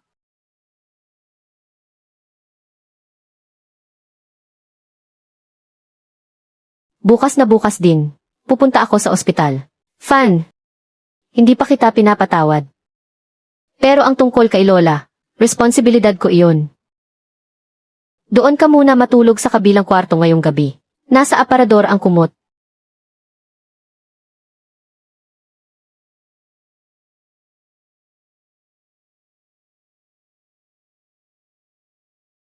Fan, apo ko. Ikaw nga ba talaga iyan? Lola, nandito na po ako. Huwag na po kayong mag-alala. Magpagaling po kayo. Huwag niyo na pong isipin ang gagastusin. Ako na po ang bahala sa lahat. Mabuti. Mabuti naman. May narating na ang apo ko. Pasok ka. Para kang ewan na nakatayo lang dyan sa may pinto. May mga utang na kayang bayaran. Pero may mga utang na loob na kailangang suklian. 15 taong gulang ka pa lang noong umalis ako. Akala ko, kapag nakipagsapalaran ako sa labas ng ilang taon, makakaipon ako ng pera para pag uwi ko, kayong mag-ina ay giginhawa na ang buhay. Pero noong nandoon na ako, doon ko lang nalaman na wala naman pala akong alam gawin, na masukan na lang ako sa mabibigat na trabaho. Hindi man lang ako nakakaipon kada taon. Wala na akong mukhang maihaharap para bumalik. Hanggang sa lumipas na lang ang mga taon. Noong namatay si mama, bakit hindi ka bumalik? Ako. Wala akong pambili ng tiket sa tren. Noong nakahiram na ako ng pera para makauwi, huli na ang lahat. Pa. Kapag nakalabas na si Lola sa ospital, sumama ka sa akin pa uwi sa baryo. Ikaw, payag ka bang pabalikin ako? Kailangan ng pabrika ng tagapamahala ng bodega. Libre ang pagkain at tuluyan. 500 kada buwan. Gagawin mo ba? Sige, usapan na yan. Babayaran ko muna ang bayarin sa ospital.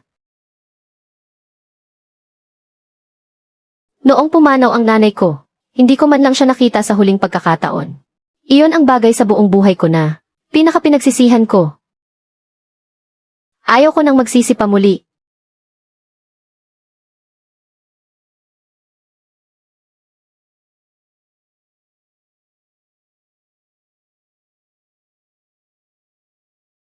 Lin Fan siya si Smith. Doon sa Canton Fair, tinikman niya ang pinatuyong mansanas mo, at interesado siya. Lin, napakasarap ng lasa ng iyong produkto. Natural at walang inihalong kemikal. Sa pandaigdigang merkado, napakalakas ng laban nito. Nais kitang imbitahan na sumali sa susunod na buwan sa gaganapin sa Sydney na pandaigdigang eksibisyon ng pagkain. Ginoong Smith, salamat sa iyong imbitasyon. Subalit, hindi pa ako nakaranas mag-export ng produkto. Kaya hindi ko kabisado ang proseso. Hindi mo na kailangang mag-alala doon. Ang kumpanya ko ay matagal nang nakikipagtulungan kay Boss Zeng. Ang kailangan mo lang gawin ay magbigay ng produkto. Para sa ibang mga paraan, kami na ang bahala sa customs clearance at pamamahagi nito. Siyempre, sa kondisyon na ang produkto mo ay makakapasa sa Australyang pagsusuri sa pagkain na mga pamantayan. Salamat sa kooperasyon. Walang problema rito. Ang mga produkto namin, laging ginagawa ayon sa pambansang pamantayan. Walang halong anumang additives. Magkita tayo sa Sydney. Lin Fan, napakalaking pagkakataon nito.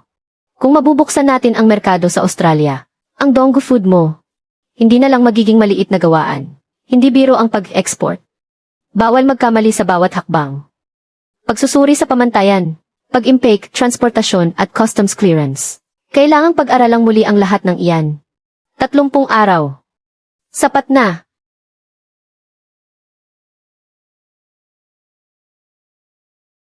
Pupunta ako sa sentro ng probinsya para sumali sa pagsasanay sa Ingles. Tatakbo ito ng 2 linggo. Kuya Lin, mag-aaral ka ba ng Ingles? Negosyo sa pag-i-export. Hindi mo man lang maintindihan ang sinasabi nila. Paano ka pa makikipagnegosyo? Napagdesisyonan ko na. Ikaw muna ang bahala sa pabrika. Ang pagsubok sa bagong makinarya, gagawin ko na lang kapag nakabalik na ako. Pero, kapag umalis ka, paano na ang mga order? Paano na ang mga customer? Tawagan na lang tayo. Kung may emergency, hanapin mo si Boss Zeng. Nagtitiwala akong kakayanin mo. Next, let us practice. Our products. Meet International. Standards. Manong, narito ka rin ba para mag-aral ng Ingles? May edad na ako. Mabagal na akong matuto. Habang naalala ko pa ngayon. Kahit pa isa-isang pangungusap lang basta may matutunan. Organiko. Organikong pagkain. Ligtas na pagkain. Sertipiko ng orange.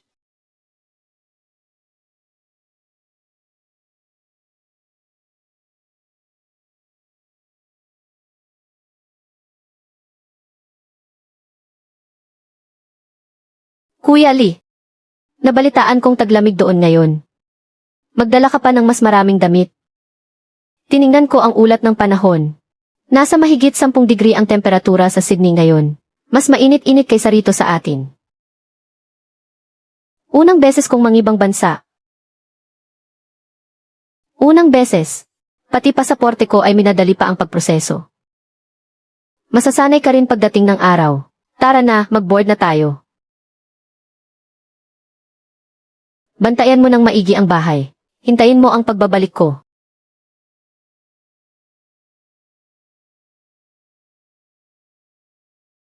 Tatlong taon ang nakalipas. Nakatayo ako sa dulo ng nayon na suot ang lumang basahang damit.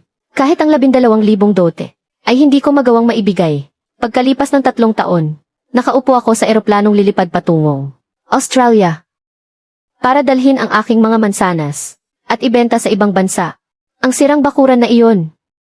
Ang gumuho na pader na iyon. Ang nagpabago sa buong buhay ko.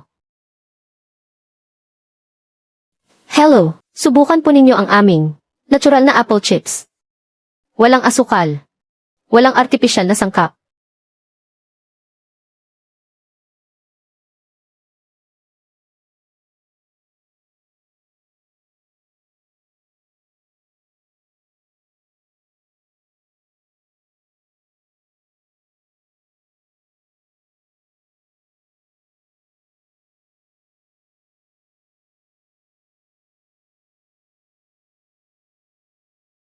Ginoong Chen, ang iyong mga mansanas, mula sa aling probinsya sa China nang galing. Shandong. 36 na degree hilagang latitude. Ang pinakaangkop para sa paglaki ng mga mansanas. Na isa sa mga latitude, alam ko ang lugar na iyon. Masarap talaga ang mga mansanas doon. Ako ang mula sa Tokyo Chiyoda. Purchasing director ng kumpanya ng pagkain Kobayashi ang apelyido ko. Mayroon kaming 300 mga chain supermarket at convenience store sa Hapon. Ang kalidad ng produkto mo sa merkado ng Hapon ay talagang may laban. Pero, pagdating sa mga inaangkat na pagkain sa Hapon, napakahigpit ng kanilang mga patakaran. Kailangan mong kumuha ng sertipikasyong BQS. Bago ka makapasok sa aming mga tindahan, gaano katagal bago makuha ang sertipikasyong ito? Kung magsisimula ka ng maghanda ngayon, 6 na buwan. Kung makuha mo ang sertipikasyon bago magtagsibol sa susunod na taon, maaari tayong pumirma ng 5 taong eksklusibong kontrata para sa supply. Sige, asikasuhin ko agad pag uwi ko. Ginoong Chen, inaasahan ko ang pakikipagtulungan sa iyo.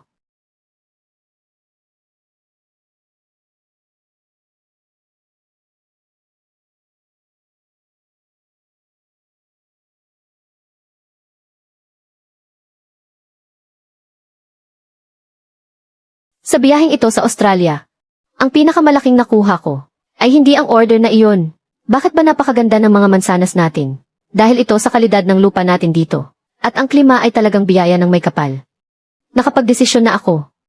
Gagawin nating isang malaking modelo ang buong baryo ng Kingliu, na may mataas na pamantayan, para sa pagtatanim ng organikong mansanas. Ano nga ba ang ibig sabihin ng may pamantayan? Ibig sabihin nito ay iisang uri ng pananim, iisang uri ng pataba, iisang paraan ng pagtatanim, at iisang tatak o brand.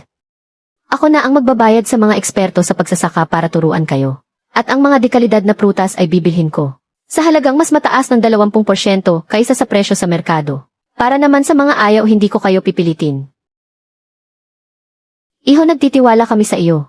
Kung ano ang sabihin mo, iyon ang gagawin natin. Tama-tama, walang magiging mali kung susunod kami sa iyo.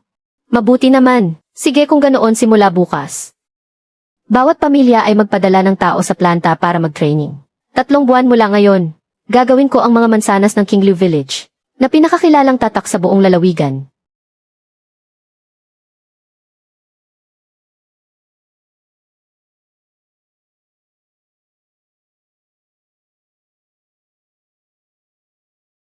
Iho, pumunta ka sa bahay mamayang gabi para maghapunan. Nagluto si Tia ng manok, kaya sa susunod na lang po. May aasikasuhin pa po ako ngayon.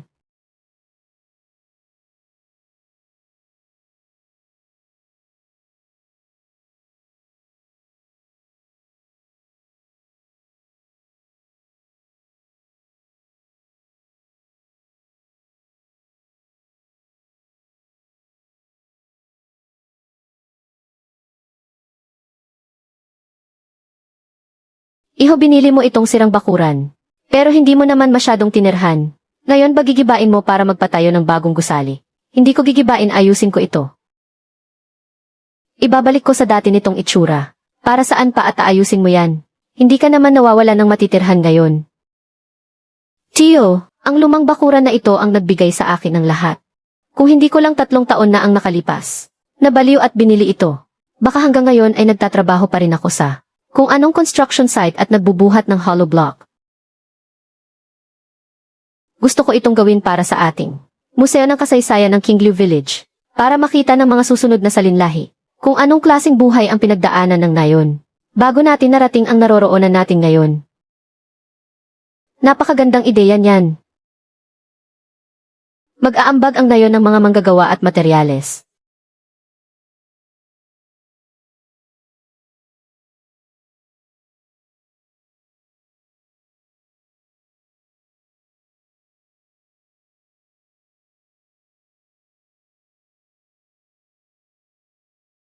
Boss Lee, pasensya na sa istorbo.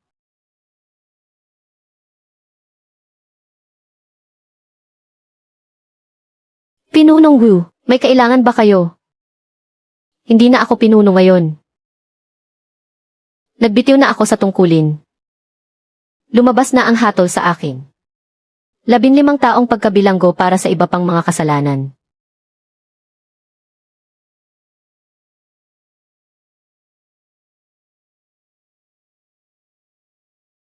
Maraming salamat sa pagpunta mo rito ng sadya. Yung mga dokumentong hawak mo tungkol sa akin. Salamat at hindi mo isinumite sa taas. Hindi kita tinutulungan. Sa tingin ko lang kasi, kapag naligaw ng landas ang isang tao, dapat bigyan pa rin siya ng pagkakataong magbago. Sa susunod, kapag may kailangan ka, huwag kang mag-atubiling magsabi. Kahit wala na ako sa posisyon.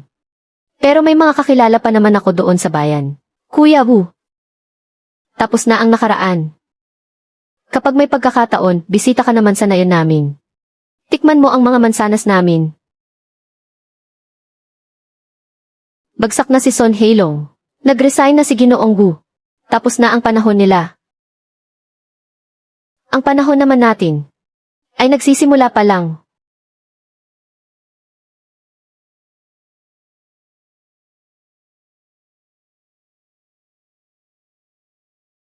Ngayon na ang huling araw ng palugit. Alinman sa magbigay ka ng paliwanag, o mapupunta sa amin ang lupang ito. Wala akong pera, kaya bahala na kayo kung anong gusto ninyong gawin. Kunin nyo na. Tiete, magkano ba ang halaga ng isang katulad mo? Kapag hindi ka pa lumayas bago ang sa makalawa, itatapon namin ang lahat ng gamit mo sa labas. Itatapon na lang natin palabas ang lahat ng gamit.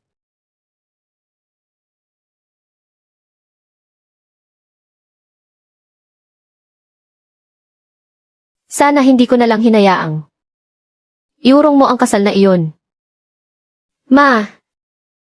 Huwag niyo nang sabihin yan. Napakaganda na ng buhay ni Lin Fan ngayon. Pati ang nayo ng King Liu ay umunlad dahil sa kanya. Ang mga taong minaliit siya noon ay sa kanya na umaasa para mabuhay ngayon. Kung hindi lang ako sumakay noon sa motorsiklo ni Zhao Danyu.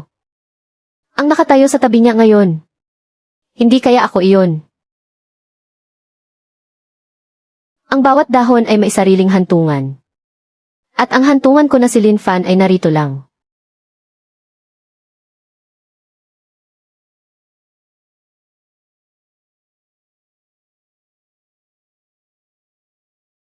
Boss Lee, pumarito ka at tingnan mo ito. May bagay sa loob ng pader na ito.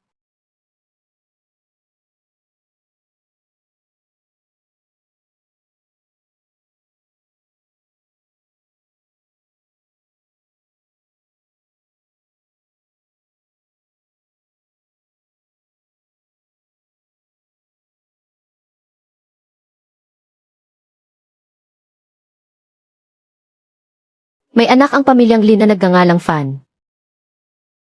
Sana'y lumaki siyang may marating sa buhay.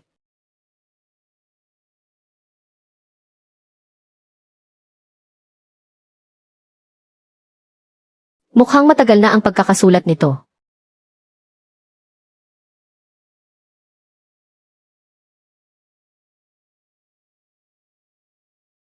Kilala niya ang sulat kamay na ito.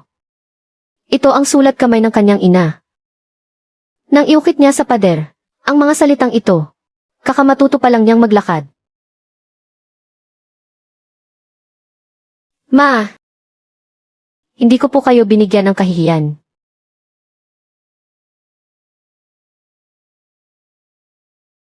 Ngayong araw ang Museo ng Kasaysayan ng Nayo ng King Liu ay opisyal nang magbubukas. Ang pinagmulan ng museong ito ay alam naman nating lahat. Noong bumili si Fan 3 taon na ang nakalipas, sa halagang 8,000 piso, ng isang sirang bakuran.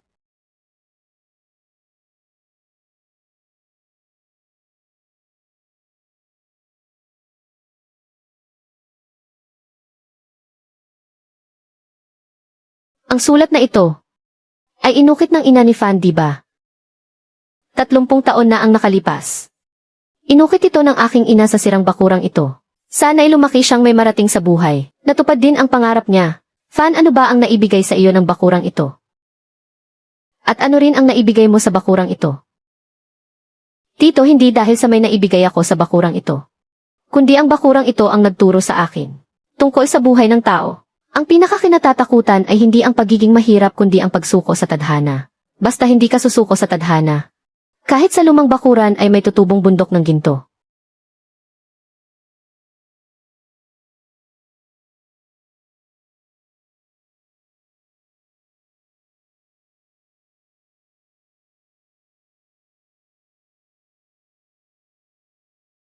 Kuya Lin, tumawag na ang customs mula sa kabisera.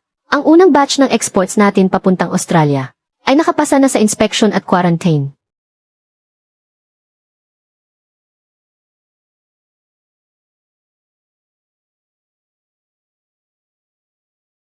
Mr. Lin, congratulations.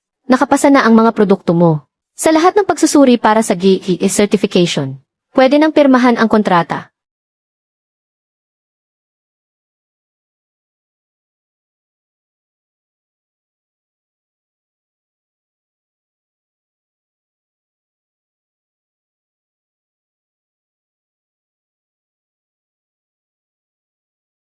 Ang galing mo talaga, Lin Fan. Sa loob lang ng 3 taon, mula sa walang-wala hanggang sa makapag-export sa ibang bansa. May talento ka talaga, bata ka. Ha ha ha. Boss Zeng, kung hindi dahil sa tulong mo, hindi ako aabot ng ganito kalayo. Naku, wag mo na akong bulahin. Pero seryoso, may magandang balita. Ang business channel ng Provincial D Station ay gustong gawan ka ng isang exclusive interview. Ang pamagat ay mula sa 8,000 Hanggang sa milyon-milyong export. Ang kwento ng tagumpay ng isang magsasaka. Ano, interesado ka ba? Boss Zeng, wag na po ako sa interview na yan. Kung may dapat mang sumalang, doon na lang sa mga taga na yun. Na buong buhay na nagsaka. At ngayon ay sumasama sa akin na magtrabaho, ang mga tiyuhin ko ang isa lang nyo. Kung wala sila, akong si Lin Fan ay wala lang. Lin Fan. Hindi nga ako nagkamali sa pagkilala sa iyo.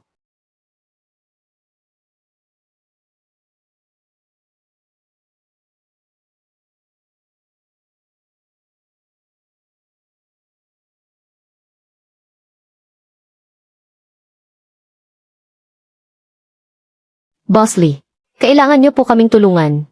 Ang bulubunduking lupa sa nayon namin ay katulad din ng sa inyo doon. Pero matagal nang nakatiwangwang at walang nag-aalaga. Sabi ng munisipyo ay i-develop daw ito. Pero 2 taon na ang nakalipas ay wala pa ring nangyayari. Tito Liu, may ideya naman ako sa lupain inyo. Ang kalidad ng lupa doon kumpara sa nayon namin ng King Liu. Bagay pa ring taniman ng mansanas. Ano ba ang naiisip ninyo? Gusto rin sana naming magtanim ng mga puno ng prutas gaya mo. At magtayo ng kooperatiba. Pero una ay walang teknolohiya at pangalawa ay walang pera. Pangatlo ay walang mapagbebentahan. Hay! Sa usaping teknolohiya, pwedeng pumunta roon ang agrikultor ko para magturo. Sa pera naman ay pwede akong manguna, para makipag-usap sa bayan tungkol sa pautang para sa mahihirap. Ang mapagbebentahan naman, ang mga prutas ninyo, basta't umabot sa pamantayan. Bibilhin ko ang lahat sa presyo ng merkado. Pero may isang kondisyon. Kailangang magtanim kayo ayon sa aking pamantayan. Bawal gumamit ng mga ipinagbabawal na pestisidyo. Bawal gumamit ng pampahinog. Bawal ipasa ang mababang klase bilang maganda. Huwag kayong mag-alala, Boss Lee. Kilala ng buong bayan ang integridad mo. Kung handa mo kaming gabayan, susunod kaming lahat sa iyo.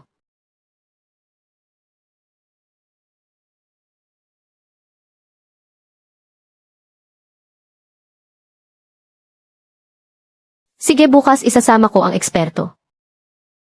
Sa baryo ninyo para tingnan ang lupa. Kung maayos naman, maaari na tayong magtanim ng mga punla ngayong taglagas. Pagkalipas ng 2 taon, ang inyong mga lupain sa kabundukan ay magiging tila minahan ng ginto na rin.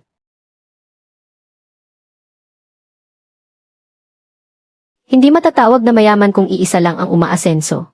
Ang bawat tao sa lupang ito ay dapat magkaroon ng pagkakataong makatayo sa sariling paa. Boss Lin, ang lupa mong ito ay napakaganda ng pagsusuri sa lupa. Mataas ang taglay nitong organikong materyal. At ang antas ng mabibigat na metal ay mas mababa pa sa pambansang pamantayan. Napakabagay para sa pagpapalago ng organikong pagsasaka. Professor, wang gusto ko sanang maging teknikal na tagapayo ka ng pabrika ng pagkain ng donggu. Boss Lee, ano ba talaga ang balak mong gawin? Nais ko sanang magtayo ng isang sentro ng pananaliksik sa mga uri ng mansanas. Magparami ng mga babagay sa ating lokal na klima ng mga bagong uri. Hindi lang basta magtanim ng magagandang mansanas, kundi dapat mapatubo rin ang pinakamasarap na mansanas sa buong bansa. Napakalaki naman ng pangarap mo ah. Pero gusto ko yan. Ang dami ng taon na nagtatanim ng mansanas sa probinsya natin. Kaya lang kulang talaga tayo sa profesional na lokal na institusyon para sa pananaliksik at pagbuo ng bagong uri. Mayroon ako ritong ilang uri na babagay sa klima dyan sa inyo ng mga bagong uri. Pagkatapos ng 3 taon na eksperimento, maganda ang resistensya nito sa sakit at masarap talaga ang lasa. Kung interesado ka, pwede tayong magtulungan para gumawa ng modelong sakahan. Professor Wang, ako na ang bahala sa pondo at teknikal na suporta. Ang kailangan nyo lang gawin ay magpadala ng mga tao at magbigay ng inyong kaalaman.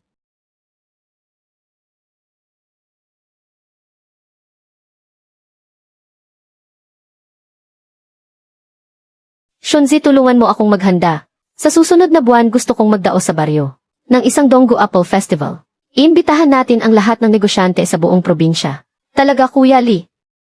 O sige, dapat lakihan natin ang paghahanda. Dapat lang, para makita ng lahat, na noong 3 taon na ang nakakaraan kahit damo, ay hindi tumutubo sa mabatong bundok na iyon. Pero tingnan nyo kung ano ang mayroon doon ngayon.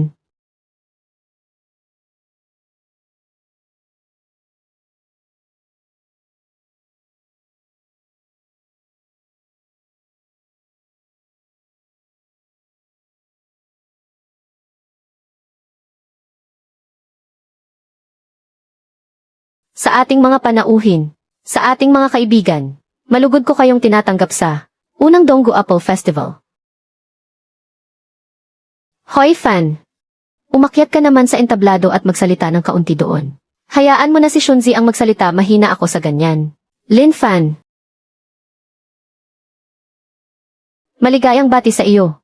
Ang ganda at ang formal ng pagkakagawa niyo rito Boss Zeng, pumunta kayo rito nang hindi man lang nagsasabi sa akin. Para sana nasundo ko kayo. Naku, huwag na. Gusto ko lang kasing pumunta at makita ito ng sarili ko. Ang tindi ng kaganapang ito. Mas malaki pa sa inaasahan ko. Si Manager Lin na galing sa syudad. Nandito rin ngayon. Sinama pa ang pinakaboss niya. Galingan mo ha.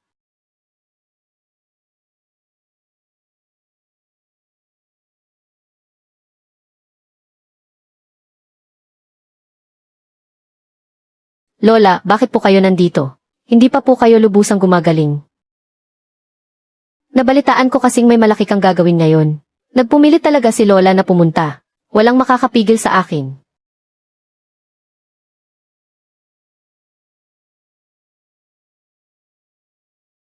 Apo kong si Fan.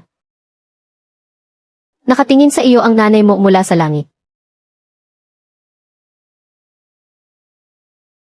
Masayang-masaya siya para sa iyo.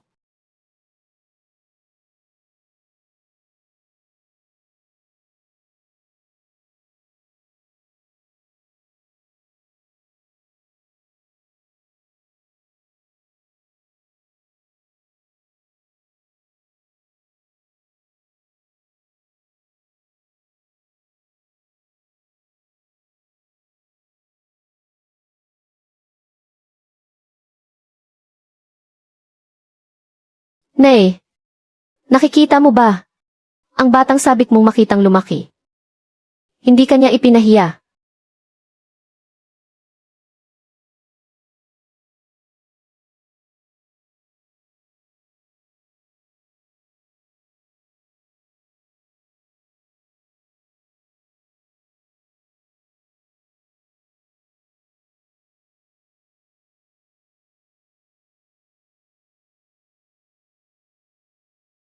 Noong taong iyon, binili ko ang pinakagibag-gibang bakuran sa buong nayon.